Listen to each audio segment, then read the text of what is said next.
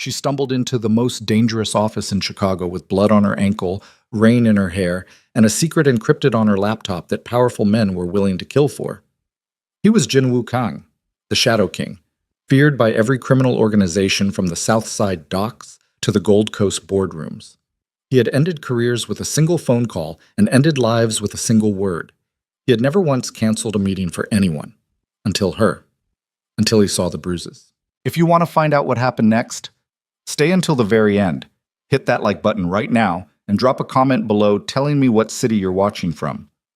I want to see exactly how far this story travels. Let's begin. The rain came down hard that Tuesday morning, the kind of rain that didn't care where you needed to be or how fast you were trying to get there. It fell in thick sheets across Michigan Avenue, flooding the gutters, hammering the awnings of closed storefronts, turning the sidewalks into shallow rivers that swallowed the ankles of anyone unlucky enough to be out in it. Nia Brooks was out in it. She had been running for 6 blocks. Not jogging, not power walking. Running. The desperate, graceless sprint of someone who had already calculated exactly how late she was and understood the full weight of what that meant. Her blazer was soaked through. Her natural hair, carefully pressed that morning at 5:30 a.m. with the kind of focused ritual that only someone who needed armor before facing the world would understand, had absorbed the rain and expanded into something wild and uncontrollable.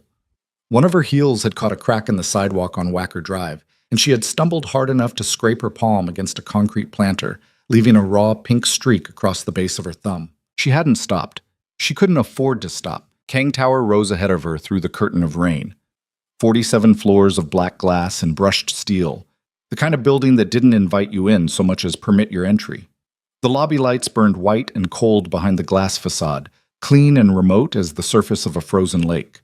The revolving door at the center of the entrance was flanked by 2 men in dark suits who stood without moving despite the weather, their earpieces visible, their eyes tracking everything on the street with the practiced stillness of people who had been trained to notice threats before threats noticed them. Nia had worked at Kang Global Industries for 19 days. She had been late twice before, both times by under 4 minutes, both times accompanied by written apologies left on the desk of Mr. Kang's previous executive secretary, a cold and precise Korean woman named Haewon, who had transferred to the Hong Kong office 3 weeks prior and left behind nothing but a color-coded organizational binder and the quiet implication that her replacement would fail within a month. 45 minutes. She was 45 minutes late. She hit the revolving door at speed, pushed through, and nearly collided with the security desk on the far side of the lobby. One of the guards, a large man named Terrence, who had spoken exactly 11 words to her across her entire tenure at the company, caught her by the elbow before she went down. "Ms. Brooks?" His voice was flat. "Careful." "I know," she said, already moving toward the elevator bank. I know. Mr. Kang arrived at 6:40. She had arrived at 6:59. The meeting he had been scheduled to attend, a preliminary negotiation session with the Daejin Infrastructure Consortium, a deal worth $370 million and 2 years of back-channel maneuvering, had been scheduled to begin at 8 a.m. sharp. It was 8:47. The elevator opened on the 39th floor, and Nia stepped out into the executive wing, where the carpet was charcoal gray and thick enough to muffle footsteps entirely, and the walls were lined with framed architectural drawings of buildings Kang Global had either purchased or developed, or both. The air up here always smelled faintly of cedar and something metallic she had never been able to identify, something that reminded her, absurdly, of the inside of a gun case, though she had never actually been near a gun case in her life. She knew she looked terrible. She had caught her reflection in the elevator door on the way up. Soaked blazer, ruined hair, mascara that had made a slow dark migration down both cheekbones. And she had stood there for 3 full seconds just absorbing the full catastrophe of her appearance before deciding that there was nothing she could do about it now except walk forward and absorb whatever was coming. She was good at absorbing what was coming.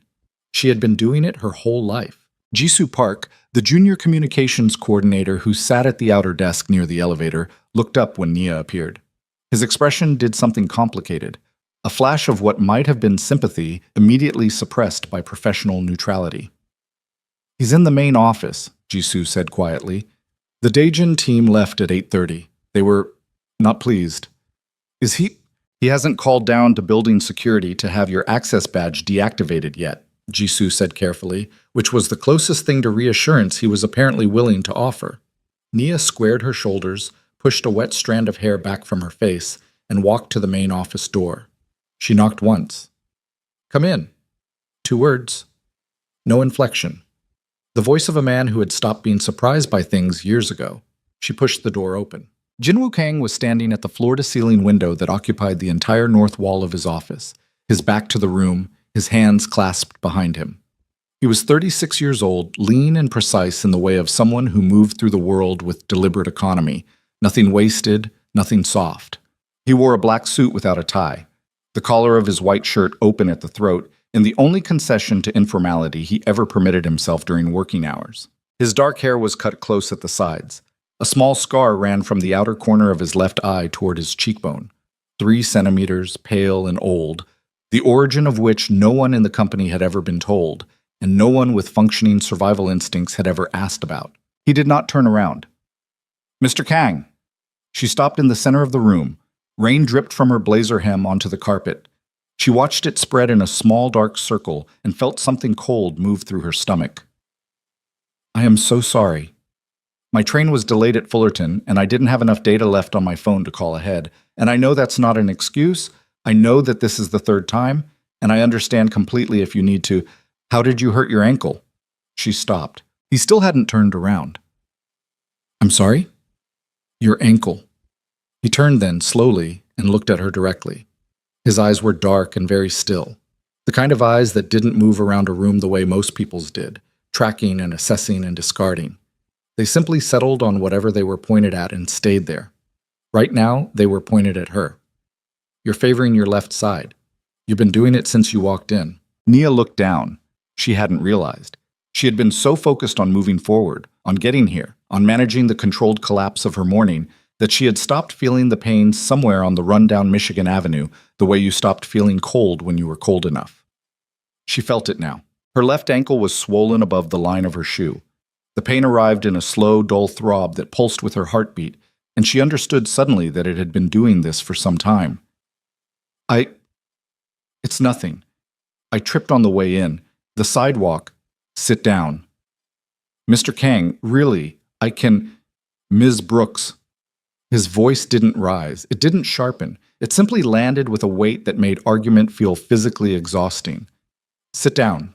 She sat. He crossed to his desk, pressed the intercom, and said 2 words in Korean that she didn't understand. Then he moved to the small credenza along the east wall, opened the bottom drawer, and removed a first aid kit. White plastic, red cross on the lid, the kind of thing that felt incongruous in a room like this, in an office like this, in the company of a man like this. He crouched in front of her chair. "Give me your foot." "Mr. Kang, this is completely unnecessary. I can—" "Your ankle." He looked up at her. "Now." She gave him her foot. He removed her shoe with the efficient, impersonal movements of someone who had dealt with injuries before. Not the tentative handling of someone squeamish about it, but the practiced grip of someone who knew what damaged tissue felt like under his hands, and was simply assessing the situation. He ran his thumb along the outside of her ankle, pressed lightly at the swelling, watched her face when she winced. "Not broken," he said. "Sprained. Possibly a partial ligament tear." He opened the first aid kit, removed an instant cold pack, cracked it, and pressed it against her ankle. "Hold this." She held it. He was still crouching there, and she was acutely aware of the ridiculousness of the tableau. The most powerful and feared businessman in Chicago, kneeling on his own carpet, tending to the ankle of his perpetually late executive secretary who was dripping rainwater onto his furniture. When he looked up and saw it, his hand had pushed the hem of her wet slack slightly upward to better position the cold pack. The skin of her lower calf was visible, and on that skin, dark against her deep brown complexion, were 4 bruises arranged in a pattern that no one who had ever seen that pattern before could mistake. Fingerprints. Someone had grabbed her there hard enough to bruise. 4 fingers on the outside, and when Jinwoo's eyes moved to the inside of her leg, the thumbprint was there too, darker than the rest, pressed deep into the soft flesh above her ankle. He didn't move for a moment. Then, very carefully, he set down the cold pack, stood, and walked back to his desk. He sat down. He looked at her across the width of the room with that absolutely still, absolutely level gaze. "Tell me what happened this morning," he said. "I told you. I tripped on the Ms. Brooks. Something in his voice had changed. Not louder, not harder, just different. The way the sky changes before a storm, not during it. I have been running operations in this city for 11 years. I know what a fall looks like on someone's body, and I know what a hand looks like. Those bruises are not from a fall. He paused.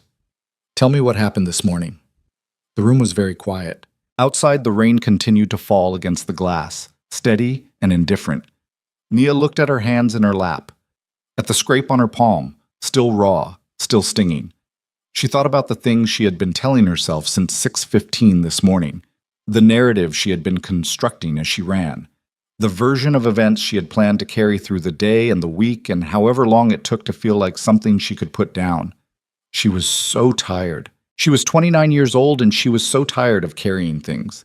His name is Marcus Reed, she said finally. Her voice came out steady, which surprised her. He was my boyfriend. We broke up 4 months ago. He comes around sometimes, outside my building. Jinwoo said nothing. He waited. This morning he was there when I came out, she said. He wasn't just there to talk. He was with someone, a man I've never seen before. And he told me that he needed something from my laptop, something from work. She looked up. He said he needed access to the internal document archive, specifically the Q3 infrastructure contracts and the Daejin preliminary filing. Something shifted in Jinwoo's expression. Not much, a fraction, but she had been watching his face carefully enough to catch it. He said if I gave him access, he'd leave me alone. She pushed on because stopping felt worse than continuing. I told him no. I told him I didn't have that kind of access, which isn't even... I do have that access. I have almost full archive clearance, but I wasn't going to... She stopped. He grabbed me. He and the other man tried to get me into a car. I bit him. I kicked out, and I hit something, and I ran. The silence that followed was the kind that had weight to it. The man with him, Jinwoo said. Describe him. Korean. 40s, maybe. Short hair, gray at the temples. He had a tattoo on the back of his left hand.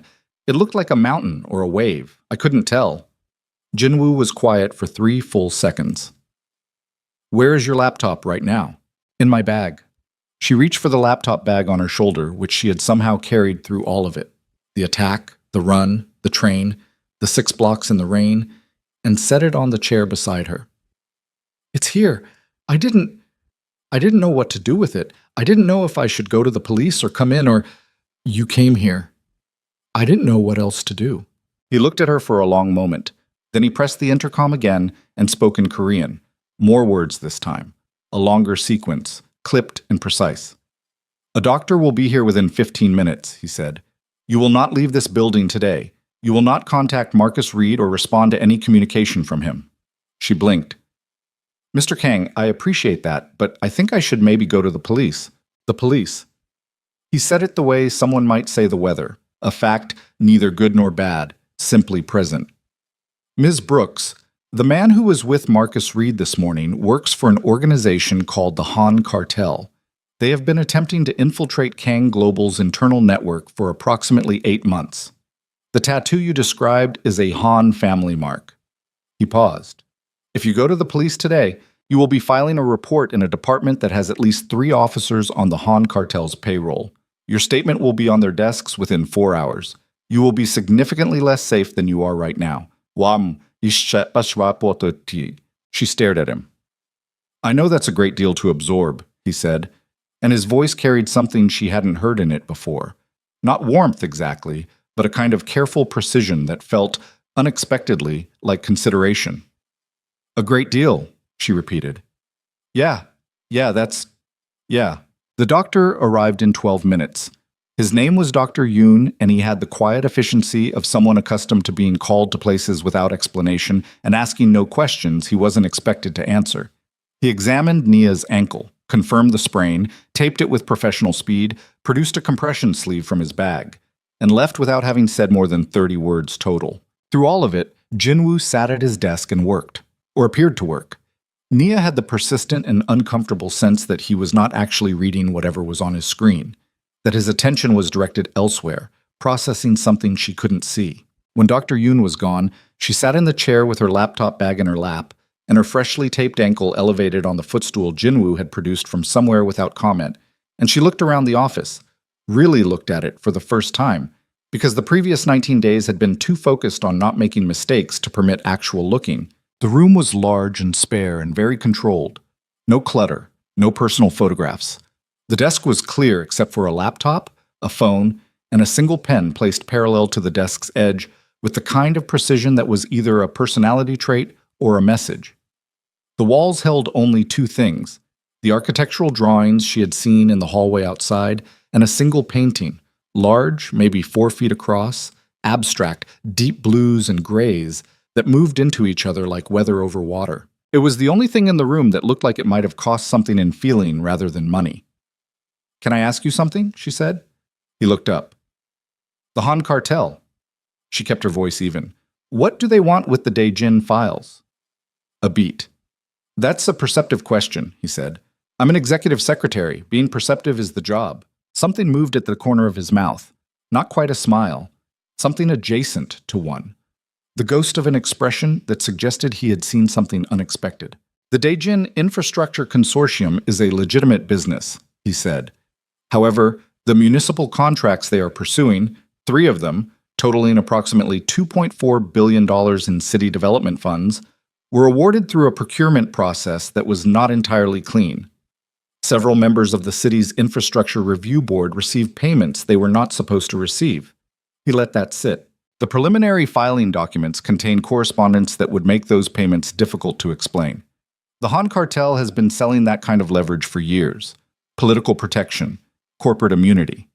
They collect evidence of corruption the way other people collect insurance. "And Marcus knew about my archive access," Nia said slowly. "Marcus Reed has been in debt to the Han cartel for approximately 14 months, Jinwoo said. "Gambling debt, originally. He has been working it off in whatever ways they require." His voice carried no particular judgment, just facts laid flat on the table. "He knew where you worked. He understood what access you would have. He was given a task." She thought about Marcus, about the 2 years she had spent with him. The easy early months, the gradual erosion, the slow accumulation of things he said about her that she told herself she was misinterpreting. The specific quality of his cruelty, which had always been deniable, always framed as honesty, always delivered with the faint implication that she should be grateful someone was willing to say these things to her at all. She thought about his hands on her arm this morning, the way he had looked at her. Not angry, not even desperate, just transactional, like she was a problem he had been assigned to solve. "Okay," she said. Jinwoo looked at her. "Okay," she said again. "What do we do?" There was a pause, brief, maybe 2 seconds, but she caught it. The slight recalibration in his expression, as if the question had landed somewhere he hadn't expected it to. "We review what's on your laptop," he said, "and we determine exactly what Marcus was told to retrieve." They spent the next 2 hours going through it. Not Jinwoo directly. He brought in a man named Daniel Cho, who Nia would later understand was his head of corporate security, but who was introduced to her only as Daniel, a compact man in his mid-40s, with close-cropped silver-streaked hair and the specific quality of attention that suggested he had spent time in some kind of military or intelligence capacity. Daniel went through her laptop with the methodical precision of a surgeon, running programs she didn't recognize across the drive, checking access logs, mapping her archive clearance against the files she had opened in the past 3 weeks. She sat in the corner of the room, moved to a smaller chair when the doctor left, no longer the center of the procedure, and watched them work and thought about her life. This was not what she had anticipated when she applied for this position. She had applied because the salary was extraordinary, triple what she had been making at her previous job, a mid-level accounts management firm in River North, where she had spent 4 years being systematically undervalued by a succession of managers who all had variations of the same quality. They took her work seriously, and her presence less so. She had developed a reliable invisibility in professional settings, the kind that comes not from being overlooked, but from actively making yourself smaller to avoid the specific exhaustion of being noticed in the wrong ways. She was a big woman. She had always been a big woman, and she had grown up in a city and a culture and a specific family configuration that had opinions about what that meant. And at 29, she was still, in the private architecture of her self-image, engaged in a slow negotiation between who she actually was and who she had been told she should be ashamed of being. She was also, despite all of that, genuinely good at her job. The Kang Global position had felt like a test she would fail. The interview process had been rigorous and impersonal. 3 rounds, including a time document management exercise that she had been told afterward she had completed faster than any previous candidate. She had been hired on a Friday afternoon via a 2-sentence email from the HR director and had spent the weekend cycling between exhilaration and a specific variety of dread she recognized as the anticipation of eventual humiliation. Haewon's binder had not helped. It was perfect. Color-tabbed, cross-referenced, annotated with notes in a handwriting so precise it looked typeset. Nia had read it 3 times and come away with the overwhelming conviction that she was holding the record of someone who was constitutionally unlike her, who operated in a register of professional competence that was simply not native to Nia's actual personality, which tended toward warmth and humor and the occasional catastrophic bout of the kind of clumsiness that seemed targeted specifically at the worst possible moments. She had knocked over a water glass on day 4, directly onto a printed contract. The contract had been a duplicate. Nothing lost, easily replaced, but she had felt the heat of it for a week. Jinwoo had looked at the spreading water and then at her face and said nothing. Not a word. He had called Jisoo, a replacement had appeared, and the meeting had resumed. The absence of comment had been, in some ways, more unnerving than anger would have been. She had no idea what he thought of her. She still didn't know. Daniel looked up from the laptop. There are 14 files in the Q3 infrastructure archive that would be relevant to what you described, he said, addressing Jinwoo. Cross-referencing against the Daejin filing sequence, 9 of them contain the correspondence flagged in the Seoul report. Were any of them accessed from an external connection in the past 90 days? No, clean log. Jinwoo nodded once. But, Daniel said, and the word carried weight, the access credentials used to open 3 of those files 2 weeks ago don't match Ms. Brooks's standard login pattern. The session duration was different. The access sequence was different. He paused. Someone else used her credentials. Nia looked up sharply. I haven't shared my login with anyone. I'm not suggesting you did. Daniel's voice was neutral, professional. Credential mirroring doesn't require the original user's cooperation. It requires access to the physical device or proximity to it for approximately 40 seconds. She thought back. She thought about the coffee shop on Wacker where she sometimes worked through lunch. She thought about the gym locker room where she had left her bag unattended for what she'd estimated at the time as about 3 minutes, but might have been longer. She thought about Marcus, who had been to her apartment twice in the 4 months since the breakup. Once to collect his things, once, 2 weeks ago, claiming he had left his spare key and needed it back. 2 weeks ago. He was in my apartment, she said slowly. Marcus. 2 weeks ago. He was there for maybe 20 minutes. Daniel and Jinwoo exchanged a look. Not long. Not theatrical. The look of 2 men who had just had a hypothesis confirmed. He cloned it, Daniel said. He had an extra copy made of everything she had accessible, Jinwoo confirmed, for her benefit. But the full archive files require in-network access, which is not available from an external connection, which is why this morning was necessary. He looked at Nia directly. They needed you inside this building, on this network, providing active credentials. Which I wasn't going to do, she said. No, he said. You weren't. And there was something in his voice, not approval exactly, but something adjacent to it, something that registered. The rest of the afternoon moved in a particular kind of controlled urgency, the kind Nia would later associate with Jinwoo's operational tempo, which was neither rushed nor slow, but simply relentless, a forward movement that absorbed obstacles without stopping. Calls were made in Korean, in English, in what she thought might be Mandarin. Daniel disappeared for an hour and returned with a printed dossier that he placed on the desk without comment and which Jinwoo read in 4 minutes without expression. Jisoo appeared at the door at 3 p.m. and informed them that a representative of the Daejin Consortium had called twice to reschedule the morning's meeting. Tell him Thursday, Jinwoo said. 2 p.m. Confirm by end of business today. Jisoo nodded and left. Nia had been quietly reorganizing the morning's canceled meeting materials, a reflex, something to do with her hands, and she paused when she noticed Jinwoo watching her from across the room. You don't need to do that, he said. I know, she said. I'm doing it anyway.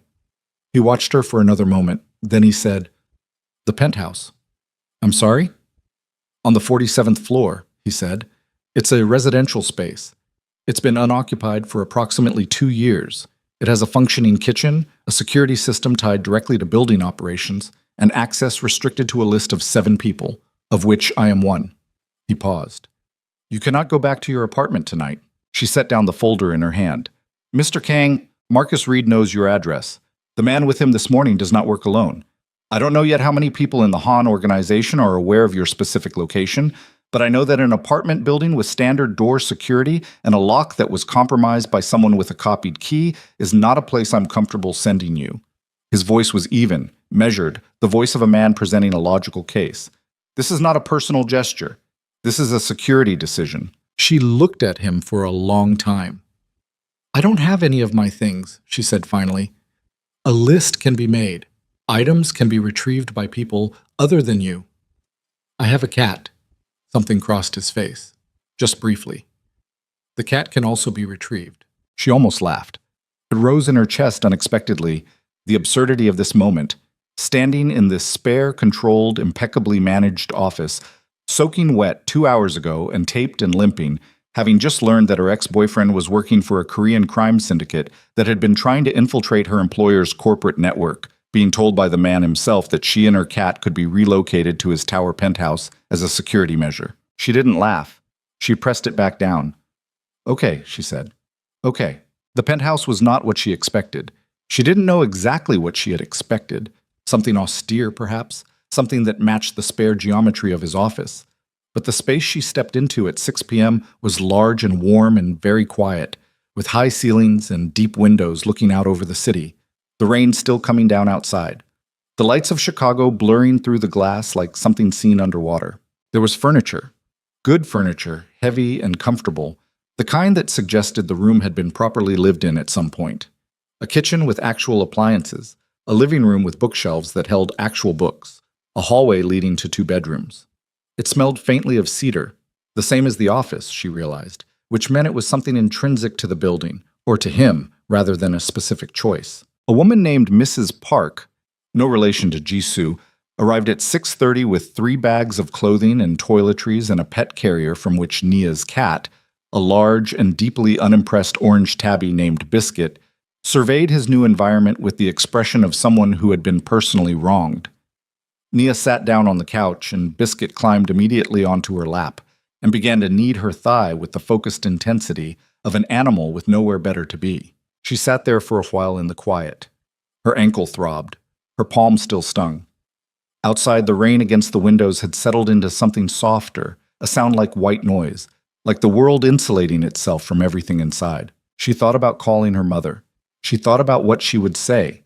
She thought about the specific conversation she would have to have about Marcus, which she had been avoiding for 4 months because her mother had never trusted Marcus, and had said so once, and Nia had told her she was wrong, and the acknowledgement that she had not been wrong was going to require a kind of humility that felt expensive right now. She didn't call. She sat in the quiet and felt the city below her and tried to understand the shape of the thing she had walked into. She was still sitting there at 9 p.m. when a knock at the door of the penthouse made her look up. She crossed to the door and opened it. Jinwoo stood in the hallway. He had changed out of the suit. He was wearing dark slacks and a simple gray shirt, sleeves rolled to the elbows, which was somehow more disorienting than the suit because it removed a layer of the professional architecture she had been using to organize him in her mind. He was holding 2 containers of food from somewhere, the smell reaching her immediately, something warm and savory. He looked at her with that steady, unreadable gaze. "You haven't eaten since this morning," he said. She hadn't. She hadn't thought about it. "I'm fine," she said automatically. "You're not." He held out one of the containers. "Eat.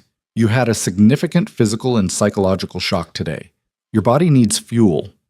She took the container. She stepped back from the door, and after a moment's pause, he stepped inside. They ate at the kitchen island without talking much.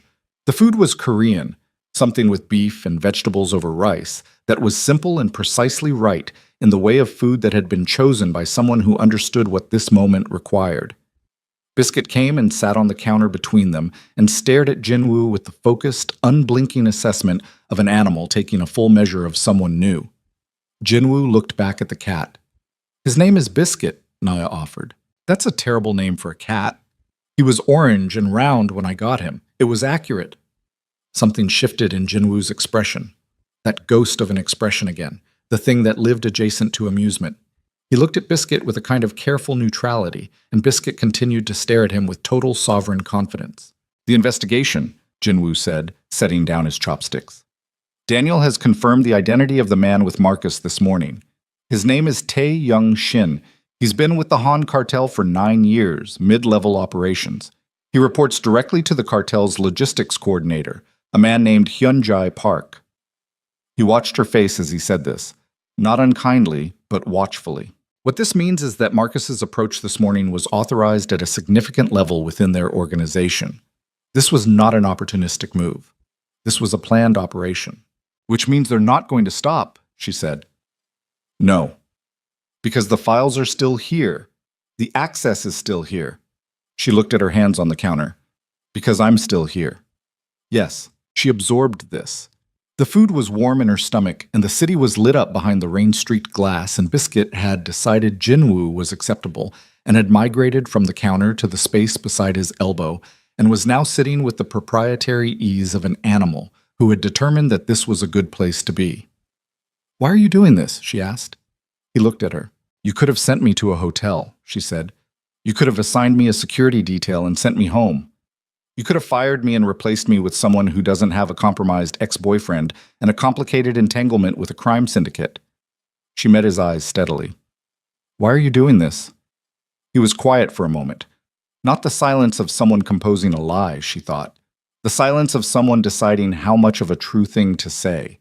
"Because you didn't give them the files," he said finally. "When Marcus Reed told you what he needed and showed you what he was prepared to do to get it, you could have given him access. It would have been reasonable. It would have been survivable." Most people, faced with that choice in that moment, would have made the calculation that one morning's betrayal was worth a lifetime of not having to be afraid. He paused. "You didn't." She looked at him. "That matters to me," he said simply. The rain was quieter now. The city spread out behind the glass, all its wet and glittering distances, all its compressed and layered lives. She said, "I need you to know that I'm going to be very bad at this, at whatever this is. Being guarded.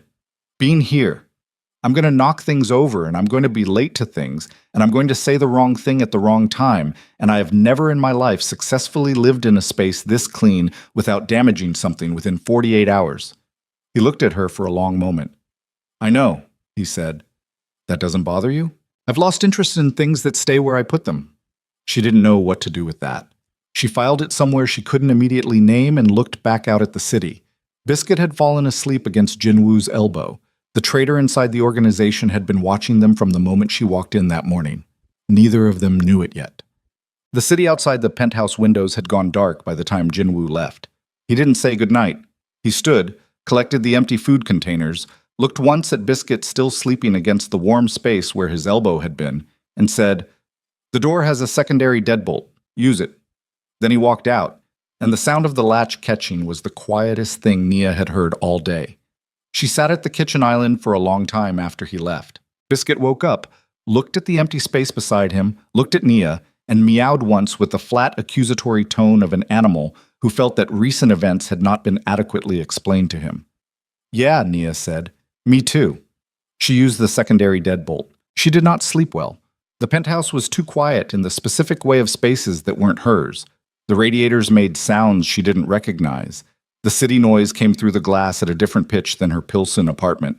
And at 2:17 in the morning, she woke up completely convinced that she had heard footsteps in the hallway outside and lay rigid in the unfamiliar bed for 11 minutes before her heartbeat came down enough to let her breathe normally. She was at her temporary desk in the corner of the executive floor's secondary office by 7:15, ankle-taped, hair controlled into a bun that conceded nothing to the previous day's disaster, a coffee from the building's fourth-floor kitchen in her hand, and a personal resolution to not be the weakest thing in the room firmly in place. Jinwoo arrived at 6:50, as he apparently always did.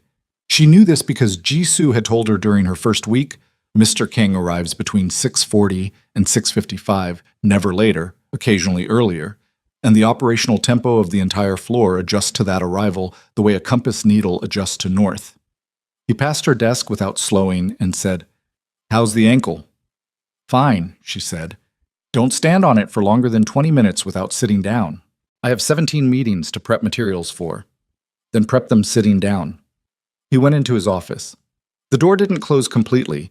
It rested an inch open, which she noticed because in 19 days it had always been fully closed. And she sat there for a moment looking at that inch of open space before deciding it meant nothing and returning to the morning brief. Daniel Cho arrived at 8. He came to her desk first, which was unusual. He normally went directly to Jin Woo. He set a photograph on her desk without preamble. It was a surveillance image, slightly grainy, time-stamped the previous evening at 11:40 p.m. It showed a man she didn't recognize standing on the sidewalk outside her Pilsen apartment building, looking up at the third-floor windows. Not Marcus, Daniel said. No. She had never seen this man before. Medium height, heavy build, a jacket that was too light for the weather. He was standing with the particular stillness of someone who was waiting rather than passing through. Who is he? We're working on it. Daniel picked up the photograph.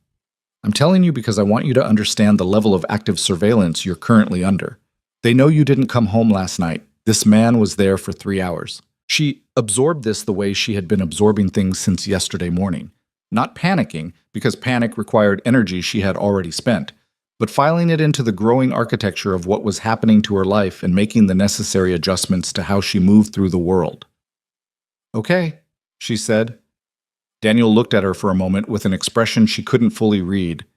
You're taking this very calmly. I'm not calm. I'm functional. There's a difference. Something shifted in his face.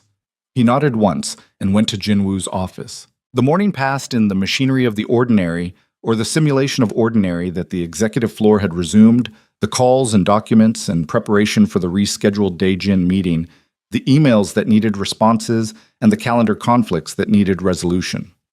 Nia moved through it with the focused efficiency that had gotten her hired, pushing everything else to the perimeter of her attention, keeping it peripheral. She was good at this. She had been good at this for years, keeping the hard thing in the corner of her eye while she dealt with what was directly in front of her. It was at 10:45 that she noticed the access log. She had been pulling archived documents for the Daejin meeting prep, routine, authorized, well within her clearance, when the document management system threw a small error flag on one of the files she was trying to retrieve. She had seen error flags before. They usually meant the file was already open elsewhere in the network, a simple collision of simultaneous access. She checked the active session log. The file, one of the 9 that Daniel had flagged the previous day, had been opened that morning at 9:52. From a terminal inside the building. The user ID attached to the session was a maintenance credential, a low-level access account typically used for system updates and file migrations. No maintenance updates were scheduled this week. She knew because scheduling facilities access was one of her responsibilities. She sat very still for a moment. Then she picked up her desk phone and called Daniel's cell. He answered on the second ring. She told him what she was looking at. There was a silence on the other end that lasted exactly 4 seconds, and then he said, "Don't close that window. Don't touch anything. I'm coming to you." He arrived in 90 seconds. He stood behind her and looked at the screen. His breathing didn't change. His expression didn't change. But she felt something shift in the air around him, a tightening, the kind that happened when a person who was trained to manage their reactions had something to manage. "The maintenance credential," she said carefully. "Who has access to that login?" Daniel said, "Building IT facilities management and the executive floor security rotation." She looked at the screen. "That's a very small group of people." "Yes," Daniel said. "It is." He took out his phone and made a call in Korean that lasted 40 seconds.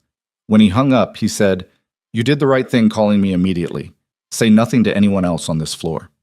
Including Jisoo. Including anyone." He met her eyes. "Until I determine where this came from, treat every person on this floor as a potential liability." She looked at him steadily. "That's a very uncomfortable instruction to receive." "I know." He picked up his phone again. "Go back to the Daejin prep. Act normal." Act normal. She was 29 years old, living in her boss's penthouse, being surveilled by a crime syndicate, and she had just possibly discovered a mole in Kang Global's executive security structure. She went back to the Daejin prep. She was very careful to act normal. Jinwoo came out of his office at 11:30 for a brief call in the secondary conference room, and she watched him cross the floor with the particular stillness she had been cataloging since yesterday. The way he moved, the way his eyes traveled the room without appearing to, the way he spoke to Jisoo about the afternoon schedule with perfect surface normalcy, while she sat 15 feet away, knowing what Daniel had found, and watching his face for a sign that he already knew. She couldn't tell. She genuinely could not tell. This bothered her more than she expected. At noon, Daniel sent her a text on the burner phone he had given her that morning. A simple device, nothing on it except his number and Jinwoo's for communications he considered secure. The text said, "Terminal located. Reviewing footage now." She read it under the desk and deleted it. Jisoo brought lunch, something from the building's catering kitchen, delivered without ceremony, and set it on the edge of her desk with his customary minimal interaction. She thanked him. He nodded. He had the look today of someone operating at a slightly elevated level of careful, which might have meant anything or nothing. She watched him walk away. She thought about what Daniel had said. Every person on this floor. Jisoo Park had been at Kang Global for 4 years. He had excellent performance reviews, no disciplinary flags, and the kind of institutional invisibility that came from being reliably, consistently competent in a supporting role. He was the human equivalent of load-bearing infrastructure. You didn't notice it until something went wrong. She told herself she was being paranoid. She ate her lunch. At 1:15, Jinwoo came out of his office and walked directly to her desk and said, "My office," and turned and walked back in. She followed. Daniel was already there, standing near the window, and the quality of the air in the room was different, thicker, charged, the feeling of a space where something serious had recently landed and was still vibrating. Jinwoo sat behind his desk. He looked at Daniel.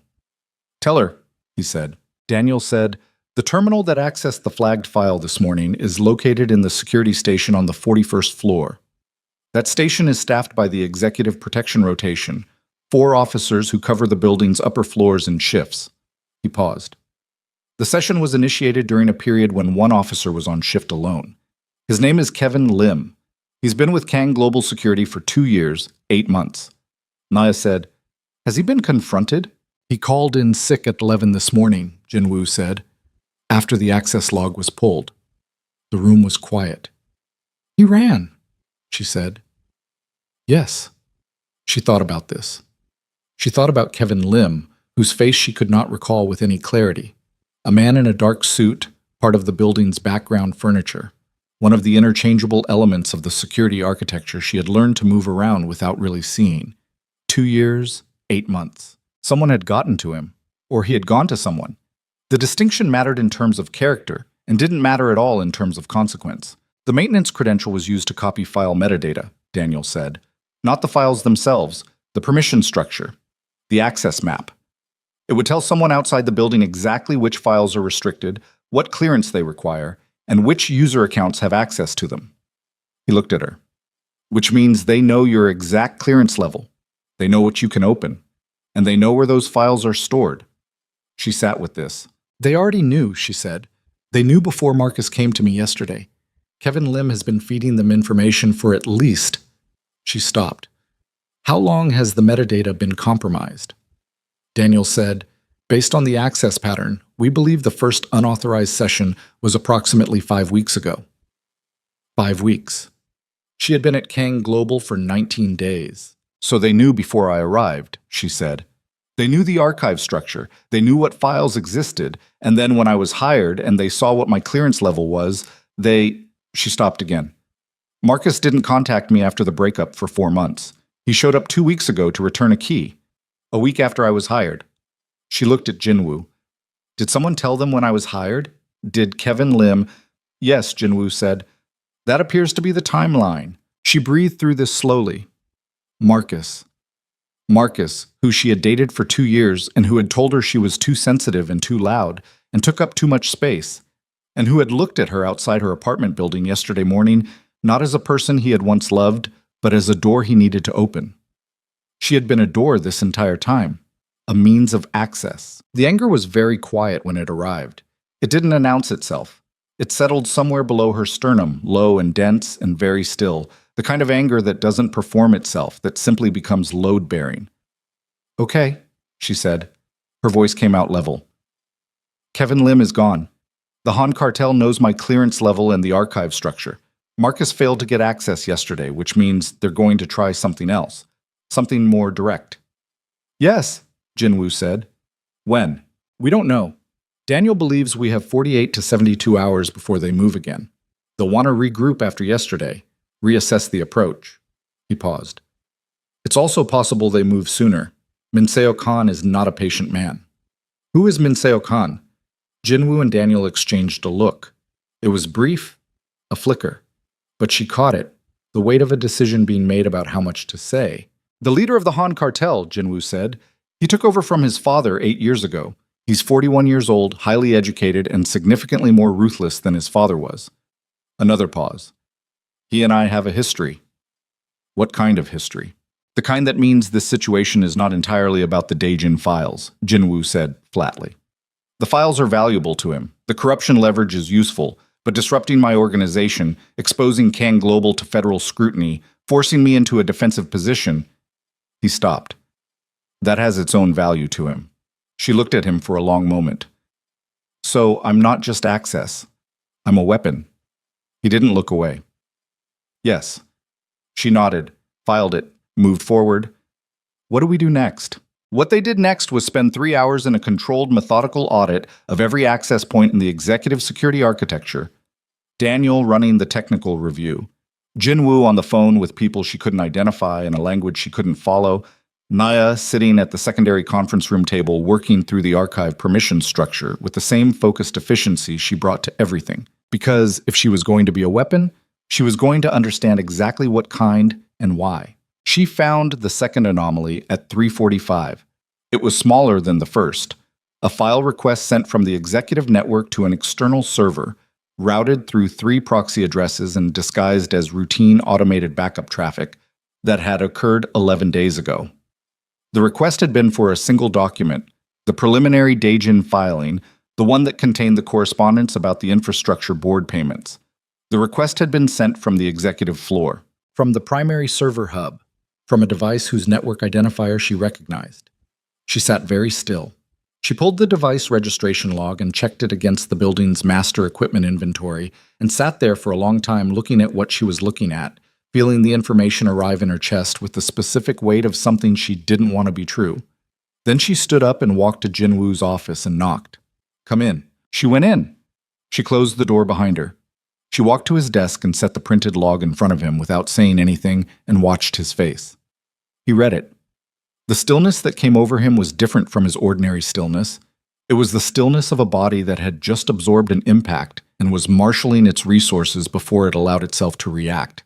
The device identifier on the document request belonged to a company-issued laptop, registered to Park Seo-jin, Jinwoo's chief financial officer, his second in command. The man who had been with him for 9 years, since before Kang Global was what it was now, since the early and violent years when the company was built on things that the company's current annual reports did not reflect. Seo-jin, who Jinwoo had trusted with the financial architecture of everything he owned. Seo-jin, who is currently in the building, on this floor, 3 offices down. Jinwoo looked at the log for a long time. When he looked up, his face was very controlled, too controlled. The expression of a man who had locked something down quickly because it needed to be locked down or it would show. Where is he now? Jinwoo said quietly. His office. He's been there since 2 p.m. Jinwoo stood up slowly. Mr. Kang. Her voice came out careful, measured. If you go in there right now, I'm aware. If you confront him right now without a strategy, without knowing how much he's already given them, without knowing what he has in place as a contingency, she stopped. He'll run, like Kevin Lim ran, and you'll have no leverage. He looked at her. Or, she said, he'll have already arranged something worse than running. The quiet between them had a specific texture, taut, pressurized, the quiet of 2 people standing at the edge of something that was about to change irrevocably. She watched him wrestle with it. She watched the controlled surface hold against whatever was underneath. The discipline of a man who had spent years learning to make the strategic choice over the immediate one, who had survived long enough in the world he occupied by understanding that the satisfying response and the correct response were rarely the same thing. He sat back down. You're right, he said. 2 words, flat and precise, that she understood cost him something. We need Daniel, she said. I know. She turned to go get Daniel. She was almost at the door when he said her name. Not Ms. Brooks. Her name. Nia. She stopped, turned. He He was looking at her with that steady, level gaze, and there was something in it she hadn't seen before. Not warmth, not yet, but something opened, something that had not been accessible yesterday or the day before or in the 19 days before that. "Thank you," he said. She held his gaze for a moment. "Don't thank me yet," she said. "We still don't know what he gave them." She went to get Daniel. What Park Seo-jin had given them, they learned over the next 2 hours in a controlled and devastating unraveling, was considerably more than the Daejin filing. He had given them the full organizational map of Kang Global's legitimate operations, the corporate structure, the shell company network, the financial routing architecture. He had given them the names and roles of Jinwoo's senior security personnel. He had given them the building's internal access protocols, the security rotation schedule, the emergency evacuation routes. He had been giving them things for 7 months. 7 months. Since before Nia had been hired, since before the Daejin deal had materialized, since a period in the organization's history that predated her entirely. The question of why was answered in a piece of financial documentation that Daniel surfaced from a secondary account registered in Seo-jin's wife's name. 4 payments, each significant, deposited at intervals of approximately 6 weeks. The Han cartel had not recruited Seo-jin through ideology or loyalty. They had simply found his price. Jinwoo read the documentation without expression. Then he stood up, straightened his jacket, and said, "I need 10 minutes." He went into his private office and closed the door. Nia and Daniel sat in the secondary conference room in silence. The building moved around them. Phones rang on other floors. The elevator chimed, the ordinary machinery of a corporate day running its course. And in here there was nothing but the sound of 2 people breathing and the weight of what they had just laid out on the table. 9 years, Daniel said quietly. He was looking at the financial records, but she didn't think he was seeing them. He was at Jinwoo's side for 9 years. She didn't say anything. "There's something you should understand," Daniel said, and his voice had shifted. Not harder, but lower, more deliberate, as if he was choosing each word with care. "In this organization, in the world Jinwoo operates in, trust is not a small thing. It is not a professional courtesy. It is the architecture that everything is built on." He paused. "To have that—" "I understand," she said quietly. He looked at her. "Do you?" "I spent 2 years with a man who was using me," she said. "I know exactly what it feels like to have the architecture come down." Daniel was quiet for a moment. Then he nodded. When Jinwoo came back out, he was composed. Completely, precisely composed in the way of a man who had taken 10 minutes to contain something that would otherwise have changed the temperature of every room he entered and had succeeded. "We're not confronting Seo-jin tonight," he said. "We are going to use what we know. We are going to give him something false, a document, a modified version of a Daejin file with specific markers embedded. When the Han cartel receives it, we will know. And we will know what else he might give them in the next 48 hours. He looked at Daniel. "Can you create the document?" "By morning," Daniel said. "Do it." He looked at Naya. "The penthouse," he said. "Tonight and tomorrow. Don't leave the building." "I wasn't planning to." "I know." Something moved in his expression. "I'm saying it anyway." She went upstairs. She sat with Biscuit in the quiet of the penthouse and felt the day settle into her body the way a long, cold rain settles into ground. Slowly, deeply, in ways you don't feel entirely until you stop moving. Her phone buzzed at 9:47 p.m., a number she didn't recognize, a Chicago area code she didn't know. She answered it because Daniel had told her that the burner was secure and only 2 people had the number, and neither of them was calling from an unknown line. "Naya." The voice on the other end was Marcus. Not aggressive. Not the voice she had heard yesterday outside her apartment, tight with desperation and the specific edge of a man performing menace he didn't quite own. This was something worse. This was calm. "I know where you are." She said nothing. "I know you found Kevin," Marcus said. "I know you found the files. And I know you're going to find something else very soon. Something that's going to make everything feel very solid and contained." A pause. "It's not contained. There are pieces of this you haven't found yet, and when they move, they're going to move fast, and if you're inside that building when it happens, what do you want, Marcus?" "I want you to walk out of there tonight," he said. "Come meet me. I'll take you somewhere safe, somewhere they can't—" "Marcus." Her voice was very flat. "You grabbed me. You tried to put me in a car. You used me as a key to a door you wanted to open." She felt the low, dense anger below her sternum. Still there, still quiet, still load-bearing. Whatever you're selling right now, I'm not buying it. Nia, listen to me. Don't call this number again. She ended the call. She sat in the dark for a moment. Then she called Daniel. He answered immediately. What happened? She told him. His silence on the other end was the same 4-second silence as before, the silence of a man processing something and deciding what it meant. He said there are pieces we haven't found, she said. He said when they move, they'll move fast. He was trying to get me out of the building. Or he was trying to confirm you're still in it, Daniel said. She hadn't considered that. Either way, Daniel said, don't open that door to anyone tonight. Anyone. I'm posting additional security on 47 starting now. Okay. And Nia, his voice was careful. What he said about pieces we haven't found. He may be right. She sat with the phone in her hand after he hung up and listened to the city outside the glass and thought about the shape of things she couldn't see yet. The pieces moving in the dark towards something she couldn't fully map from where she was standing. She thought about Seojin, 3 floors down, eating dinner in his office perhaps, or going home to his wife and the account registered in her name, carrying the weight of 7 months of choices and not yet knowing that the weight was about to. The document Daniel created was elegant in its deception. He worked through the night and had it finished by 4:17 a.m., a modified version of the Daejin preliminary filing, structurally identical to the real document, carrying the same file metadata, the same formatting signatures, the same embedded corporate headers that would make it indistinguishable to anyone who wasn't the person who had originally drafted it. But buried inside the financial correspondence tables, in a routing number that appeared in a single footnote on page 31, was a sequence that didn't exist in any real account anywhere in the world. A marker. A fingerprint pressed into the paper of a false document, invisible until it moved. Daniel called it a canary.